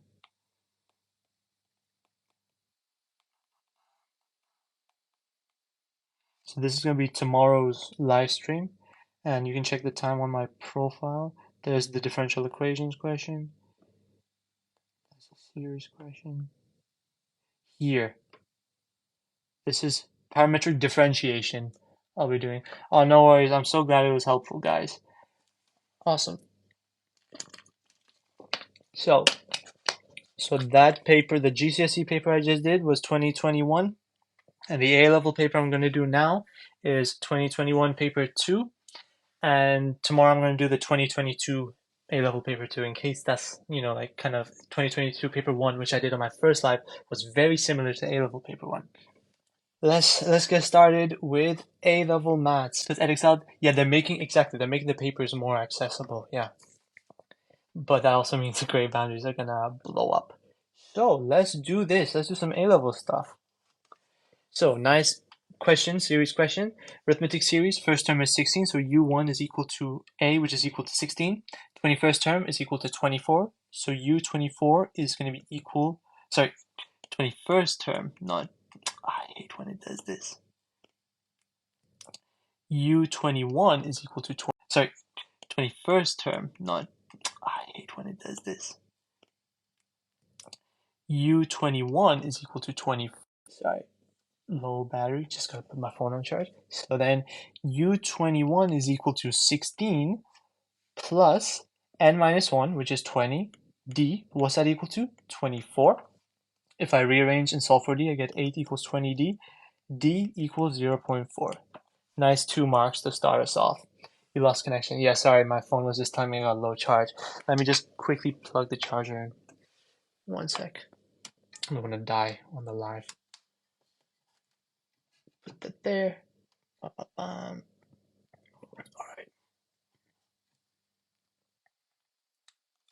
Alright, there we go. Let me just... Cool. Sorry, I said a bit of an angle, but it's good reroll. So, yeah, that's part A done. Now let's do part B. Hence, find the sum of the first 500 terms. So, the sum of n, write down the formula straight away. If, you may get a mark for it. N over 2, 2a plus n minus 1 d. Now, all is a case of substituting in. So, n equals 500. So, that's 500 over 2 times 2 times 16 plus n minus 1 is 499. The difference is 0.4. If I put that into my calculator, I get 57,900. Alternatively, you could do the sum up to n is a half n a plus l, where a is the first term and l is the last term. So l is just going to be u500. So that's 16 plus 499 times 0.4. And if you put that in again, you get the same answer. So yeah, not bad question to start off with. Let's move on to question 2. Question 2, people kind of tend to hate, but part 1, A and B are not too bad. So state the range of f. Well, I'm looking at f and it is a quadratic, right? So f of x is equal to minus 2x squared plus 7. That's a quadratic. Notice the coefficient of x squared is negative, so it's going to look like this. So it's negative. So f of x is going to be less than the turning point y value, right? So if I just quickly differentiate that, I get minus 4x. And when is that equal to 0? At x equals 0. So f of 0 is going to be equal to just 7. So I know that that's going to be 0, 7, which means that the range is y is less than or equal to 7, right? Because it could still be equal to 7.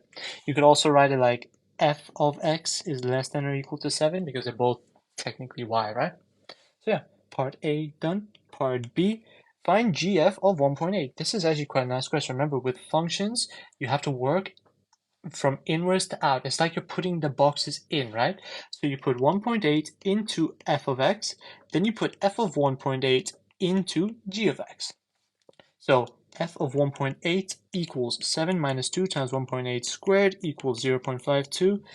Then I put this answer into g of x. So gf of 1.8 is going to be equal to g of 0.52, which is equal to 3 times by that divided by 5 times that minus 1. That's equal to 0.975. So that's how you do that question. Part C is the one where it's a bit longer. Find the inverse function of g. Well, whenever you get an inverse function, always set y equal to your function and rearrange for x. So multiply through 5x minus 1 equals 3x. Let's expand out. So that's 5xy minus y equals 3x. Now, because I want x, right, I'm going to put all my x's on one side. So that's 5xy minus 3x equals y. So if I factorize out my x, I get 5y minus 3 equals y, which means that x equals y over 5y minus 3.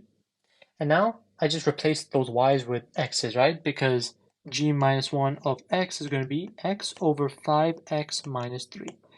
That is the inverse function of g. Nice. So remember, with inverse functions, set y equal to it, rearrange for x, then replace the y's with the x's when you rewrite it. So yeah, that's how you do that.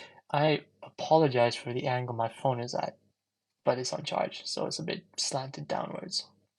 All right. Moving right on to question 3, I swiped past it. All right, so I have a video which talks about log equations. Whenever I see a log equation, I am always gonna like be suspicious of it, right? Because you need to check your answers actually work in the logs. So I'm gonna rewrite the question: log 3 12y plus 5 minus log 3 1 minus 3y. And it looks like I'm wasting time rewriting it, but it helps you understand, right, what the question is actually asking you, and make sure you know what the question is saying, right? So here I'm subtracting two logs with the same base, right? That means I can divide logs with the same base. So this would just be log 3 of the first log divided by the entirety of the second log. That's going to be equal to what? 2, right? And now I know that 3 to what power is equal to this? Well, it's telling me that the power is 2. So 3 squared is equal to 12y plus 5 over 1 minus 3y. The log law here is log x a equals b. So x to the power of b equals a. All right? So if I'm just solving for y, well, 3 squared is 9, multiplied by 1 minus 3y equals 12y plus 5. That's 9 minus 27y equals 12y plus 5. Rearrange for y, I get 39y equals 4. So y is going to be equal to 4 over 39. Nice. And you can always check this answer by just subbing back into your log equation. But yeah, nice 3-marker question. Don't be put off if you get fractional answers. Okay, yeah. Alright, small angle approximation question. I'm not sure if this has come up in paper 1. Will you be streaming again tomorrow? I will be streaming again tomorrow. So I will be streaming, I think, from 6 to 8, and I'm just going to be doing A-level maths. So yeah, tune in for that, guys. So small angle approximations. Love these questions. It's just a substitution question, right? So I'm just going to put my rules here. So I've got a sine there. So I know that sine theta is approximated to theta. And I've got a cos there. So cos of theta is approximated to 1 minus theta squared over 2. These are given in your formula booklets. All you got to do is sub in. And I have posted a video on this topic. It's one of my earlier videos if you want to check that out too. So 4 sine theta over 2 plus 3 cos squared theta is roughly equal to, let's put that down here to make it easier, 4, just replace that with the theta. So that's theta over 2 plus 3. And I've got cos squared, right? That is just the same as writing cos theta times cos theta. So that's just 1 minus theta squared over 2 multiplied by 1 minus theta squared over 2. That is approximately equal to 2 theta plus 3 loss. Now I'm just going to expand this double bracket. 1 by 1 is 1. Minus half squared theta minus a half squared theta is minus theta squared plus theta to the 4 over 4. That's how you do that. Now if I just expand that out, I get 2 theta plus 3 minus 3 theta squared plus 3 theta to the 4 over 4. And if I order this, I get 3 plus 2 theta minus 3 theta squared plus 3 theta 4 over 4. Now this question, don't let it put you off. Look at the answer up here. You don't have a theta to the 4 over here. You can disregard it. So you can just say ignore. Why? Because it's not an integer. Integers. And also, it's too small, right? Because imagine you're multiplying by a really, really small angle to the power of 4. That number is going to be tiny. It's going to be basically nothing. So this would be your answer. The mark scheme says they will ignore any other terms, whether they're correct or incorrect, but make sure you answer the question in the form they've given, all right? So just be very careful of how the questions are. Hopefully this is helping you guys so far. Question 5. If you have a question like question 5, you should be excited. It's just differentiation, and it's nice, easy looking question. So dy by dx, remember multiply by the power and decrease the power by 1. So that's 20x cubed minus 24 times 3 is 72x squared plus 84x minus 32. Then II is d squared y by dx squared. That is equal to 60x squared minus 144x plus 84. Sorry, I'll go a bit slower. Yeah, let me repeat this. So you have your equation y equals this thing over here. You need to find dy by dx. So you're just differentiating it once. Judging by paper 1, do you think paper 2 will be horrible? Honestly, you never know. I did the 2024 exams last year. Both paper 1 and paper 2 were relatively similar, so it's always really unpredictable. Yeah, so here I'm differentiating, right? So if I differentiate 5x to the 4, I multiply by the power, so 4 times 5 is 20, I decrease the power by 1. So 4 decreased by 1 is 3. Here, 3 times negative 24 is negative 72. Then decrease the power by 1, that's x squared. Then here I do the same thing, 42 times 2 is 84, decrease the power by 1, x. 32, the power here is a 1, right? So that's just minus 32. X to the 1, decrease that power is x to the 0, right? X to the 0 is just 1, so you don't have any more x's. Here, there is no x power, it's 0. So 0 times 11 is, bam, it's gone. That's why constants disappear. Then, for part 2, I just differentiated this thing. I just differentiated twice, all right? That's all you have to do for part A. Part B, I verify C has a stationary point at x equals 1. So stationary point, what is that? What are we thinking of?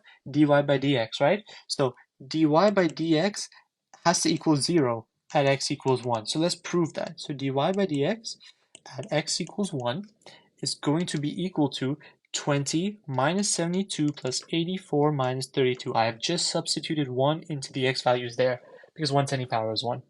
And if I put that in my calculator, I get equal to 0. So then you just have to like put a little statement. Therefore, dy by dx equals 0 at x equals 1. So there's a stationary point at x equals 1. All right. Part 2. Show that this stationary point is a point of inflection. Give reasons for your answer.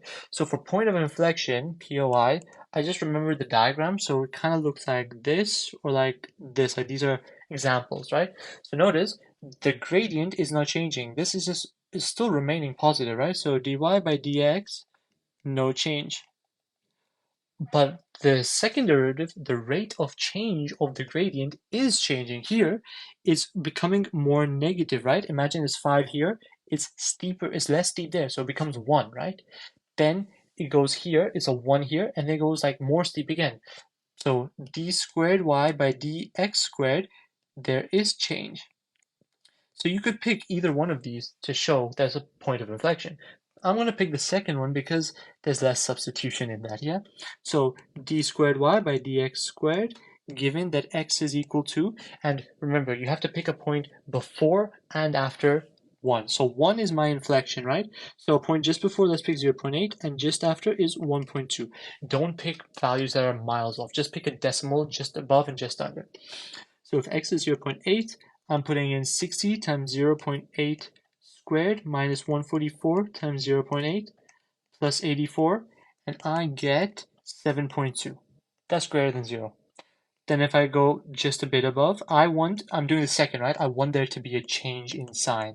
So I gotta pray that if I do 60 times 1.2 squared minus 144 times 1.2 plus 84, I'm gonna just put that into my calculator, and I get minus 2.4, which is less than 0. That's a success, right? So then I just say, therefore, point of inflection because change in sign for d squared y by dx squared. So yeah, change in sign for the second derivative or same sign for the first. And you pick a point right before and right after. That's how you do question 5. Question 6, sectors and arcs. They love these types of questions. Isn't there another condition? So the second derivative is going to be equal to 0, but that doesn't really prove that is a point of inflection. From what I know for the A-level syllabus, I don't think there are any other conditions you need to know. These are just the two main ones. So yeah, this is important. All right. Next one. The shape OABCDEEFO is the design for a logo. So they're just going around. In the design, OAB is a sector, center O, radius R. All right, cool. Sector OFE is congruent to sector OAB, so that's just telling me that this is the same as this. ODC is a sector of center O, radius 2R. AOF is a straight line. Given that the size of angle caught is theta radians, so now we need to deal with radians, all right? Write down in terms of theta the angle AOB. So I'm looking at angle AOB, label that straight away there, all right?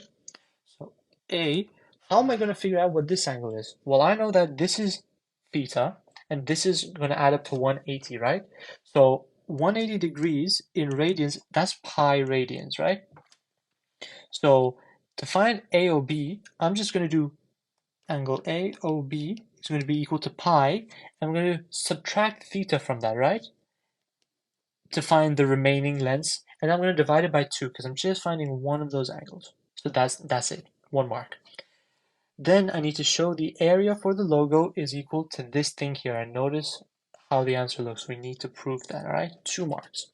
So what is the formula for the area of a sector? Well, that is A equals half r squared theta. If you forget the formula, you can always derive it. So if you know it in degrees, from GCSE is theta over 360 times pi r squared. If you convert 360 into radians, we have theta over 2 pi times pi r squared. Well, the pi and the pi cancel, so you just get a half r squared theta. So that's how you derive it in your exam, top tip, if you forget. So I'm going to find the area of the big sector and then the areas of the small sectors and add them. So big. Area of the big is going to be equal to a half. What is my radius? 2r. That's 2r squared. What is my theta? Well, theta is theta. So that's going to be equal to 4 over 2r squared theta, which is just 2r squared theta. That's my big area, so I'm just going to label that up here, 2r squared theta. Now let's find the small areas. So small. So AS is going to be equal to a half. What's my radius? Here is just r. So r squared. And then what's my angle theta? Is this obnoxious fraction here. Pi minus theta over 2. And if I just multiply through, I get r squared. I'm just not going to expand yet. Keep it factorized. But 2 times 2 is 4. So yeah, now I'm just going to add these areas together. So I've got 1 big and 2 small. So the total area is going to be equal to 2r squared theta plus 2 lots of r squared pi minus theta over 4. And then if I just go down on my page, I get 2r squared theta plus r squared pi over 2 minus r squared over theta over 2. So what I've done is the 2 and the 4 becomes a 1 over 2. And then I've just separated this fraction and this fraction. And if I add the like terms, I get 3r squared theta over 2 plus r squared pi over 2. So I've done this minus this. And now all I have to do is factorize out a half. That's equal to a half r squared. And then what is remaining here? 3 theta plus pi. So that's how I would do that. Is that equal to what they have here? Yep, nice. 2 marks in the bag. All right, part C. So part C is now finding the perimeter of the logo. So perimeter, we've got some perimeters of some arcs, right? This is an arc. So remember, you're finding length, right? The way you do it is lor. L equals or. Like, that's how I remembered it. Why is it minus? Don't you times AOB? Yes, it is. I have multiplied AOB by 2. This one here. 2 times this angle, this area of the small one, and then the minus is from this minus over there. So if I do the additional step, this becomes r squared pi minus theta over 2, right? 2 and the 4 becomes a 2. So then I just split this as one fraction, and then the r squared theta negative over 2 is the other fraction. That's why I minus that. All right, so I need to find the arc length. So L equals or lor. Always remember lor with this. That's how I remembered it. No worries, Adzi. So the big one. So LB is equal to, so what is the theta? Theta is theta, crazy. Times by, what is the radius? 2r. So that's just going to be 2r theta. Now the small one, so L small is equal to, what is my theta? Well, theta is that weird ugly thing up there. That's pi minus theta over 2. I just realized the screen keeps turning away. Sorry. Pull that back. All right, there you go. Multiplied by my radius, which is r. So that's just going to be equal to r lots of pi minus theta. I just rewrote the same thing. So now I just got to add my lengths together. But remember to add the straight lengths. So you know this, we know this, and we know this. What is this length going to be? Well, that's 2r, and that's r. So this is going to be r. So I've got r there as well. And I've got 2r down here. So remember, when you're finding perimeter, don't forget those straight lengths as well. So total equals 2r theta, so the big one. And I had 2 r's initially from the big sector, and then I had this perimeter here, but I've got 2 of that, right? So there's going to be 2r pi minus theta over 2 plus 2r. Remember from the bottom here of the shape, this is where the 2r came from. And then now I'm just going to expand and simplify, plus r pi minus theta plus 2r equals 2r theta plus r pi minus r theta plus 4r. So I've just done 2r plus 2r there and expanded this out and simplified. And that I can do 2r theta minus r theta is just r theta plus r pi plus 4r. So this is your answer. You can also factorize out the r, so then you have 4 plus pi plus theta, and that is your perimeter done. And that's it. So that's how you do that question there. Long logo question. Last year was a badge question to do with that, which gave us flashbacks of the 2022 exam. But yeah. Question 7, integration question. Like that's just jumping out at us, yeah? So we're thinking integration. So figure 2 shows sketch of a curve with this equation. It is a cubic. The point P lies on C. There it is. The line L is tangent to C at P. So yeah, cool. Use differentiation to find the equation of L. Give your answer in y equals mx plus c, where m and c are integers to be found. So part A, let me just check the screen. Yeah, you guys can see. So y equals mx plus c. What do we want to find? M and c. So m is the gradient. So it's telling us to use differentiation. They're telling us how to do it, which is nice. It's quite generous of them.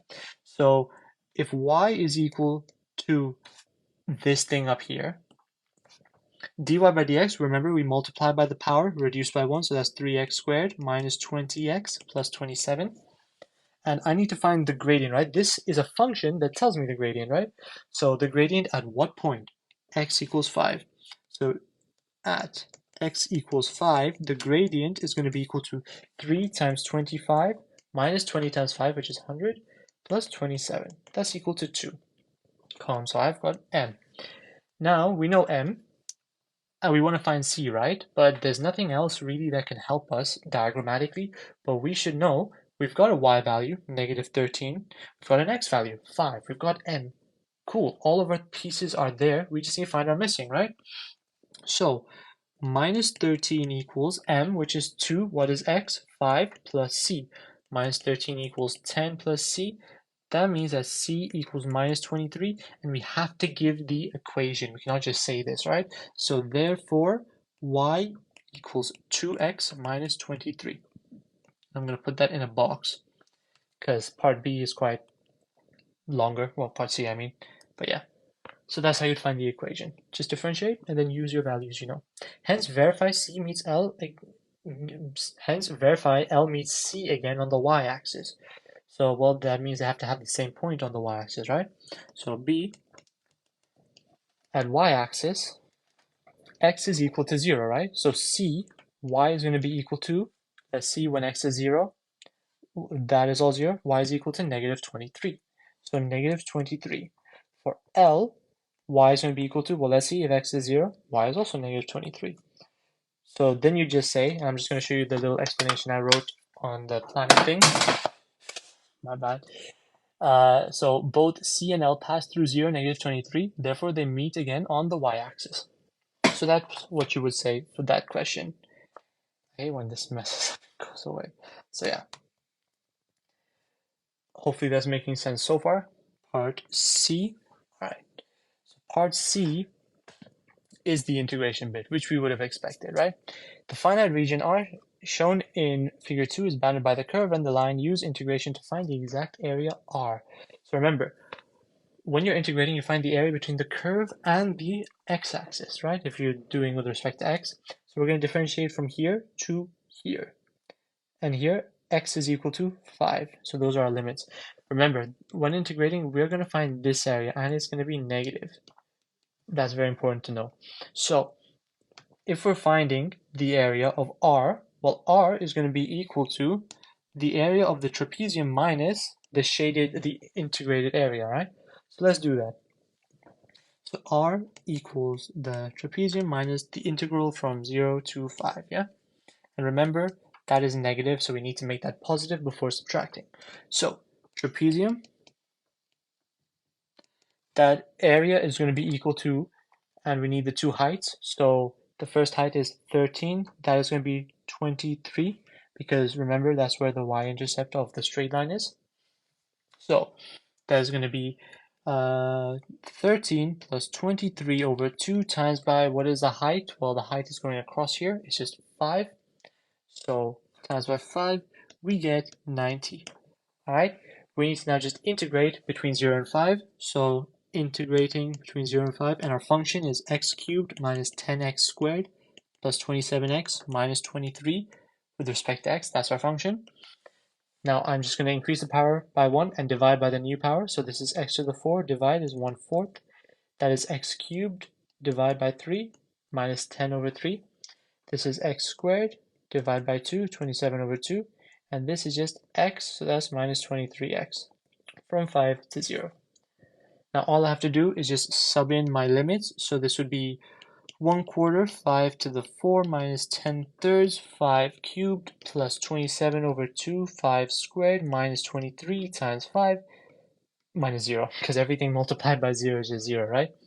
So this is going to be giving me minus 455 over 12. Now remember, we are expecting a negative. So the area is going to be equal to 455 over 12. So that means that R is just going to be equal to 90 minus 455 over 12, and that gives me 625 over 12 as my final answer. I don't get the trapezium bit. So if we look at the graph up here, we're trying to find area R, right? And I'm going to draw this in blue, it might help. So to find area R, I could find the area of this blue trapezium, and then if I integrate, I would find this area. So if I just subtract that integrated area from the trapezium, the leftover bit is R, right? So this trapezium has got, this side length is 13, right? Because it's 13 down from that. This side length is 23 because the line has a y-intercept of negative 23. This height is going to be here 5 because it's 5 across. So then to find the area of the trapezium, that's 13 plus 23, find the average of those lengths, multiply by the height, and then you get 90. That's how you do the trapezium bit. And you just need to, for this one, like look out for it, right? Problem solving. So notice what you're finding the area of when you integrate first. So you're finding the area between the curve and the axis. Well, I don't want that. I want the area R. Well, I've got a trapezium shape. I could do the trapezium and subtract that integrated area, which is what I did over here. So yeah, that's how that trapezium bit works. I hope that kind of makes sense.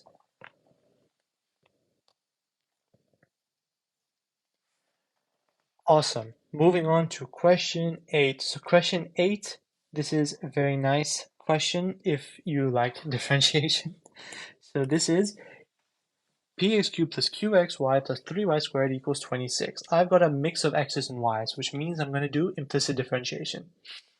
And look, dy by dx is equal to some weird thing there. So let's do it. 4 marks, and they give me the form of the answer. So remember, when you implicitly differentiate with respect to x, because that's what they're showing here, the things with x's work as normal, but with y's, you do dy by dx as well. So px cubed becomes 3px squared multiplied by the whole power, reduce the power by 1. That's nice. The second one, I've got an x and a y. If I've got an x and a y, I have to use product rule. So I'm going to differentiate the x bit, and then I'm going to add on the differentiate the y bit. So differentiating the x, well, that's just to the power of 1. Reduce the power of 1, that x goes away. So that's just plus qy. Now, if I differentiate the y bit, well, the y becomes dy by dx. So qx dy by dx. Because as y to the 1, that becomes 1. Well, you don't need to multiply by 1. And y to the 0 just goes away. So that's what that looks like. So that is the middle term. Plus 3y squared. Well, I just differentiate the y bit. So that's 6y. And just stick on a dy by dx at the end. It's as simple as that. But remember this. This is very important. I've got a 26 at the end. That 26 becomes 0 because it's a constant, right? You differentiate a constant, it disappears. Sometimes even I used to forget to replace that with a 0. Don't make that silly mistake, all right? Now I need it in the form dy by dx, so I'm going to bring all that on one side, put everything else on the other side. So dy by dx, factorize out the things next to it, so that's qx plus 6y, and I'm going to subtract these, so I get minus 3px squared minus qy. If I divide through, I get dy by dx equals minus 3px squared minus qy all over qx plus 6y. Is that in the form they wanted me to get it in? Yep. So a would be -3, b would be -1, and c would be 6. So that's how that part works. Part B, all right, the point P, -1, -4, lies on C. The normal to C at P has this equation. Find the value of P and the value of Q. So with questions like this, just work your way through the bullet points one by one, all right? So -1, -4 lies on C. So I could just substitute that in to the equation for C. So if x is -1, so P times -1 cubed is minus P plus Q times -1 times -4 is 4Q, right? So plus 4Q plus 3y squared. What is y? -4. Square that is 16. So 3 times 16 is going to be 48. That's going to be equal to 26. So if I rearrange this, I get 4q minus p equals 26. It's very important. I got two unknowns, yeah? P and q. So I need two equations. So this is my first equation done, all right? So I'm just going to put that next to a bullet point. P minus 4q equals, sorry, not 26. Forgot to subtract that. 22, -22. So P minus 4q equals 22. All right, I've just swapped the sides. Now, I've used that bullet point. Let's look at the next one. The normal to C at P has the equation that.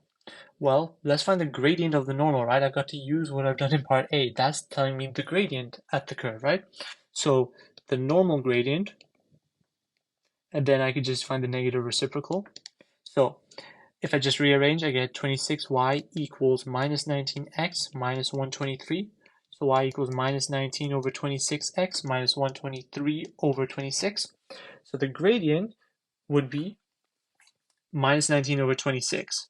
So perpendicular equals -19 over 26. Well, I don't want the perpendicular gradient. I want the gradient at -1, -4. So that's the gradient of the normal. Well, the gradient of the tangent is going to be the negative reciprocal. So flip it and change its sign. Nice. Do you sub into f of x first? Yeah, that's what I did first. So it's not fully f of x. It's this weird equation up here. So I subbed in my -1 and -4 into that, and I have my first equation over here next to this bullet point. Then I'm using the second idea. They're giving me a gradient of a normal. Well, I know how to find the gradient of a tangent. So I found the gradient of the normal at C. So I know that the gradient of the tangent is this, right? So that's telling me gradient of the tangent dy by dx from part A is equal to what? 26. Do you equate, then find the difference? Do you equate to find the difference? Yes, I mean gradient. Yes, you do equate that. So 26 over 19, and now we're going to equate that to what? Well, my formula for finding the gradient is up here, and I'm going to sub in my x and my y values. So that is going to be equal to minus 3p times minus 1 squared, because x is minus 1, plus 4q, because y is minus 4, divided by minus q minus 24. I should make my q's look like q's rather than 9's. All right, now I'm just going to rearrange and solve for this. So that is going to be 26 times minus q minus 24 equals 19 times minus 3p plus 4q. So I've just expanded that minus 1 squared. If I rearrange this, again, minus 26q minus 624 equals minus 57p plus 76q, which means that 57p minus 102q equals 624. And that is my second equation in terms of p and q. My first one, I'm just going to rewrite it down here. So they're next to each other. All right. Now I just need to solve for p and q. So if I just sub in this thing into here, where I've got p, so that's going to be 57. What is p? 22 plus 4q minus 102q equals 624. So that's going to be equal to 1254 plus 228q minus 102q equals 624. 228 minus 102 is 126q equals 624 minus 1254 is minus 630. So that means that q is going to be equal to negative 5. So if I have q is negative 5, and I know that p equals 4q plus 22, that's equal to minus 20 plus 22 equals 2. Therefore, p equals 2 and q equals negative 5. And that's it. Alright, that's how you do that question. Quite a lot of working, but it is worth 5 marks. We've used both bullet points to work our way through and found the answer.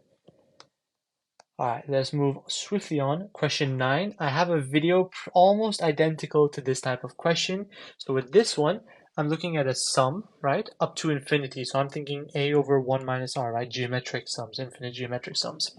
So I'm going to basically just plug in my values, evaluate it, and hope I get a pattern, alright? So the sum from n equals 2 to infinity of 3 over 4 n cos of 180n. Notice we're in degrees as well. So that's going to be equal to, if n equals 2 first, so that's 3 over 4 squared cos 360 plus, and now n equals 3 cubed cos 180 times 3 is 540. Let's just put 2 more, so 3/4 to the 4 cos of 720 plus 3/4 to the 5 cos of 900. All right, and so on, because it's infinite, right? So I'm going to keep my my powers as they are, right, to make it cleaner. So what is cos of 360? Well, that's just 1 plus 3/4 cubed cos of 540 is negative 1 plus 3/4 to the 4 cos of 720 is 1. I'm sure you guys are seeing the pattern now. So this would be negative 1 and so on. So I've got a geometric series here, right? I'm just adding a bunch of values and they have a common ratio. So if I do a over 1 minus r, well, a is my first term, which is 3/4 squared, which is 9/16. What is my r? Well, my r, what am I multiplying to get from here to here? Well, by 3 over 4, but I'm also multiplying by negative 1. So that's just minus 3 over 4, because minus 1 times minus 1 gives plus 1. That's how you keep periodically changing between positive and negative. So that's just going to equal 9/16 over 1 plus 3 over 4. When you put that in your calculator, you get 9 over 28. Lovely question on sigma notation. I have a video just a few videos back, quite recent, which also explains this if you want to check that out too. So, question 10. Question 10 is a log question where you're turning like an exponential equation into a log graph. So I'm just going to let you guys have a quick read of the question for a sec. So the time t seconds that a pendulum takes to complete one swing is modeled by the formula t equals AL to the power of b, where L meters is the length of the pendulum and A and B are constants. So time is in t seconds. Note the units. It's very important that you remember the units in the question. So show the relationship can be written in this form. So they're just taking logs and rewriting it using log laws, right? So my equation is t equals AL to the b. Let me just go up a bit. T equals AL to the b, right?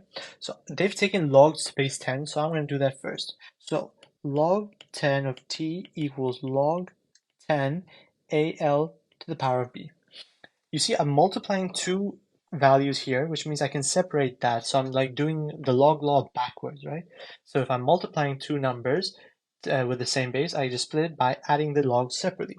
So that means I have log 10 of t equals log 10 of a plus log 10 of L to the b.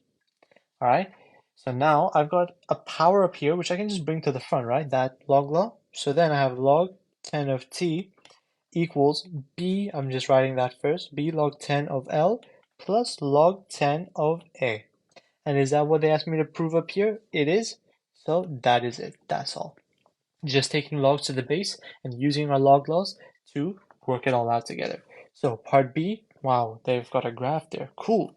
A student carried out an experiment to find the values of constants A and B. The student recorded the value of t for different values of L, so the time for different lengths of the pendulum to swing. Figure 3 shows the linear relationship between log 10 of L and log 10 of t. So notice they've not plotted L and t, they plotted the log graph form. Using this information, find the complete equation of the model in that form, and we've got a straight line passing through these points. We need to find the equation in this form, all right? So how are we going to do this? Well, B.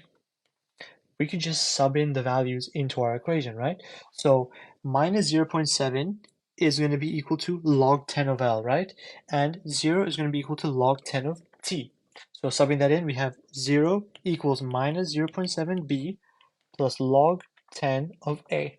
We don't know what that is, but we can figure it out. So that's our first equation.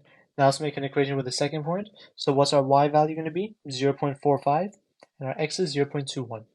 So 0.45 equals 0.21b plus log 10 of A. All right. Now, all we have to do is solve these equations together. So I'm going to do equation 1 and equation 2. I'm going to do this, subtract this.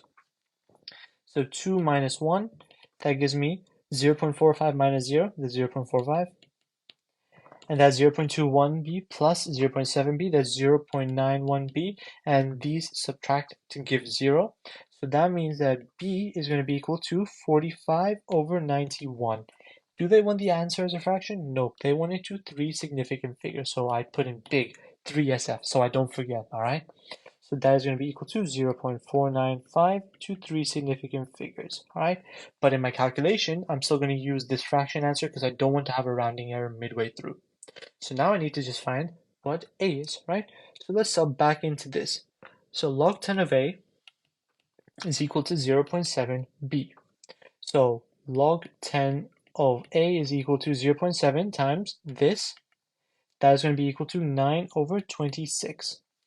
10, so if I do an anti-log of this, 10 to what power equals A? Well, 10 to 9 over 26 equals A, which means that A is going to be equal to 2.218 and so on, which is 2.22 to three significant figures. So now, have I answered the question? No, I have not. I need to find the equation. In the mark scheme, they do not give you the mark for just finding A and B. You need to put it as an equation. So then you just say, therefore, T equals A, which is 2.22, times L to the power of B, which is 0.495. That is your final answer. You have to read the questions carefully. If they want the equation, give them the equation. If they just want the numbers and the points, just give them the numbers and the points, all right? I noticed that everything has just disappeared magically. So I'm just going to put the equation, therefore, T equals 2.22L to 0.495. This PDF sometimes just randomly does that, but yeah. So part C. With reference to the model, interpret the value of the constant A. All right, so let's say that if L equals 1, we'll see what we get, right? So if L equals 1, T equals 2.22 times 1 to any power, that's just 1. So the time taken for the length of 1 meter during the swing, right? The pendulum is the time taken that a pendulum takes to complete one swing, where L meters is the length of the pendulum. So therefore, A is the time taken for one swing of the pendulum with a length 1 meter. Because we've just said if L equals 1, alright? So that's how you do that one. Just see what the value in these questions, see what the value is equal to, if it's equal to 1, if the coefficient is equal to 1, and then just see what you get. Try and interpret it that way. So that's how you do that question. So I'm just going to show you guys this question for a second, let you have a read before I go through it.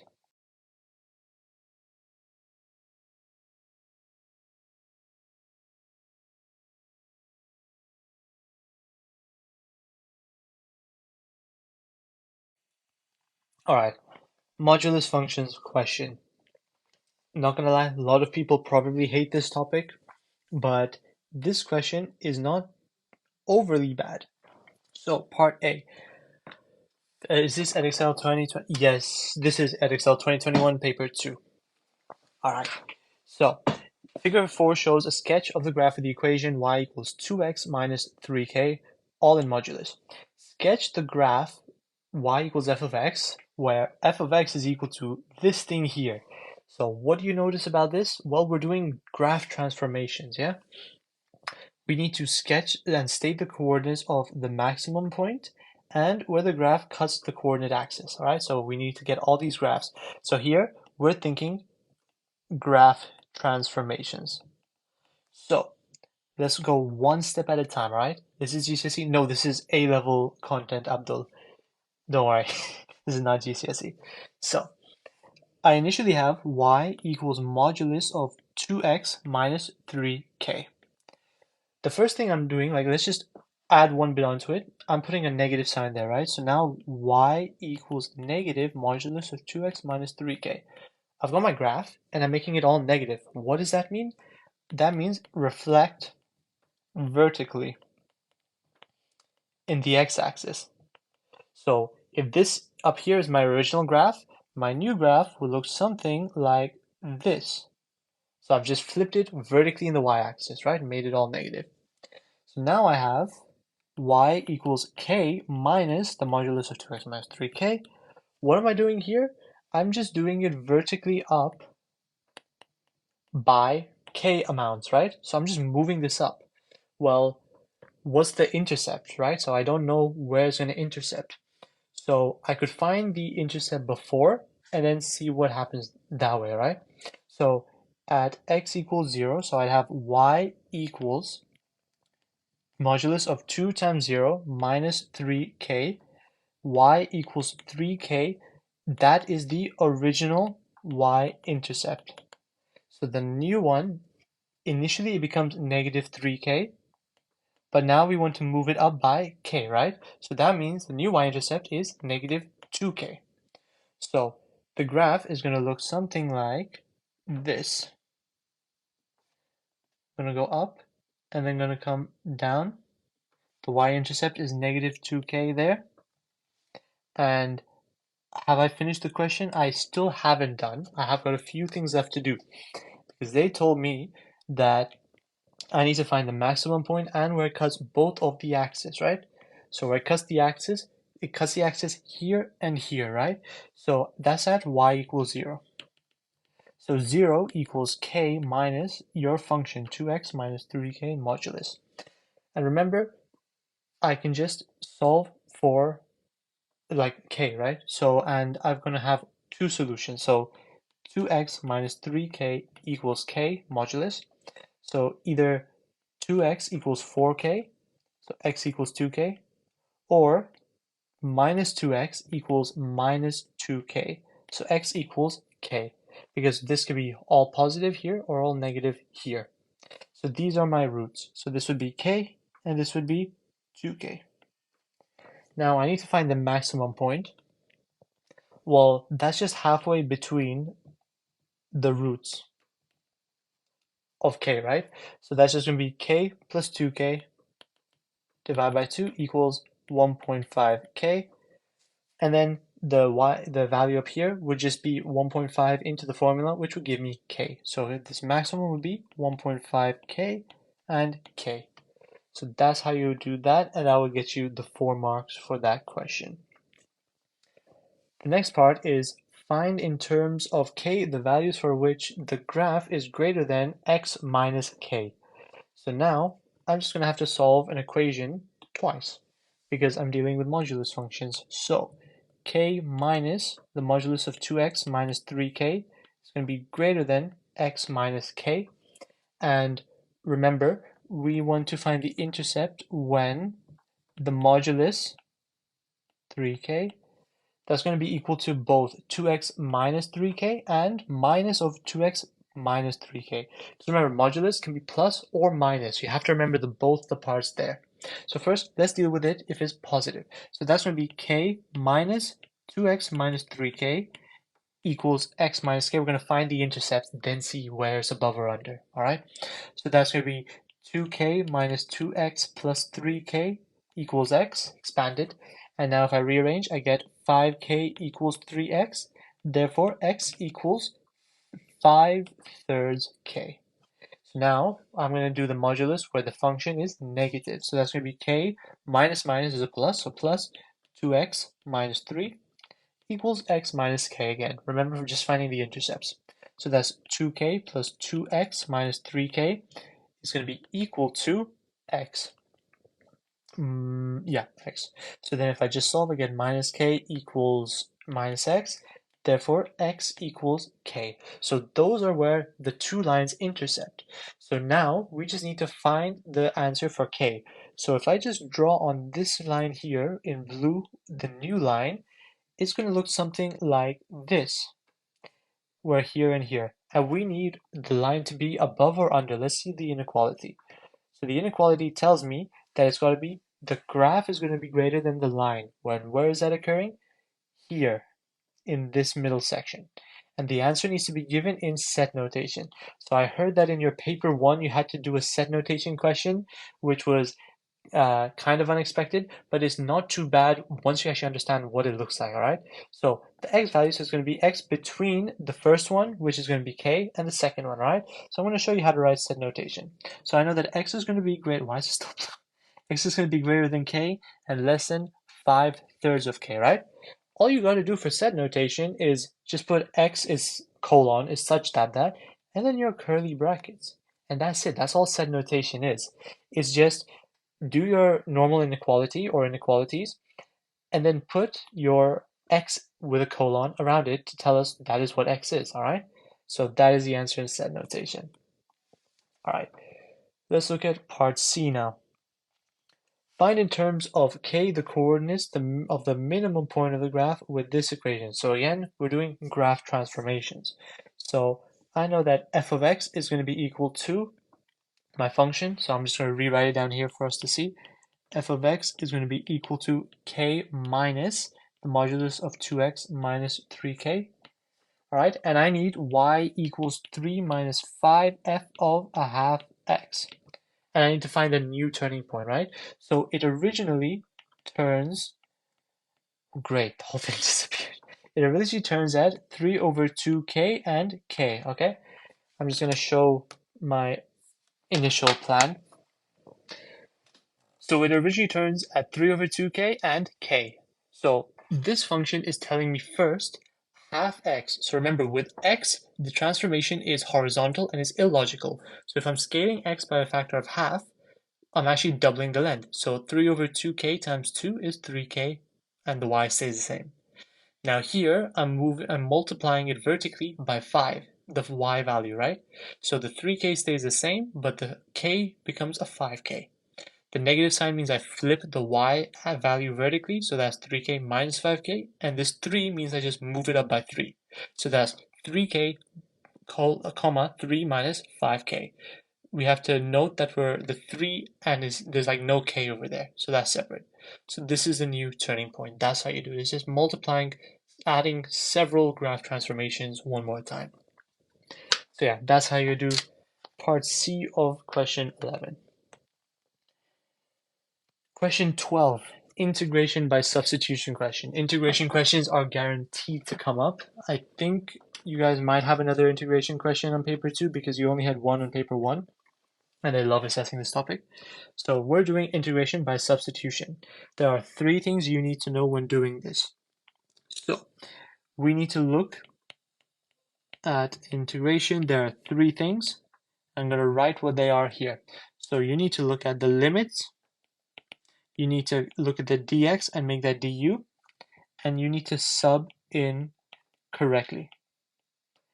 And you can do that just by looking at the integral, right? So you see limits, you see dx, and you just see that the main bit of the integral, and you got to put some numbers into that, all right?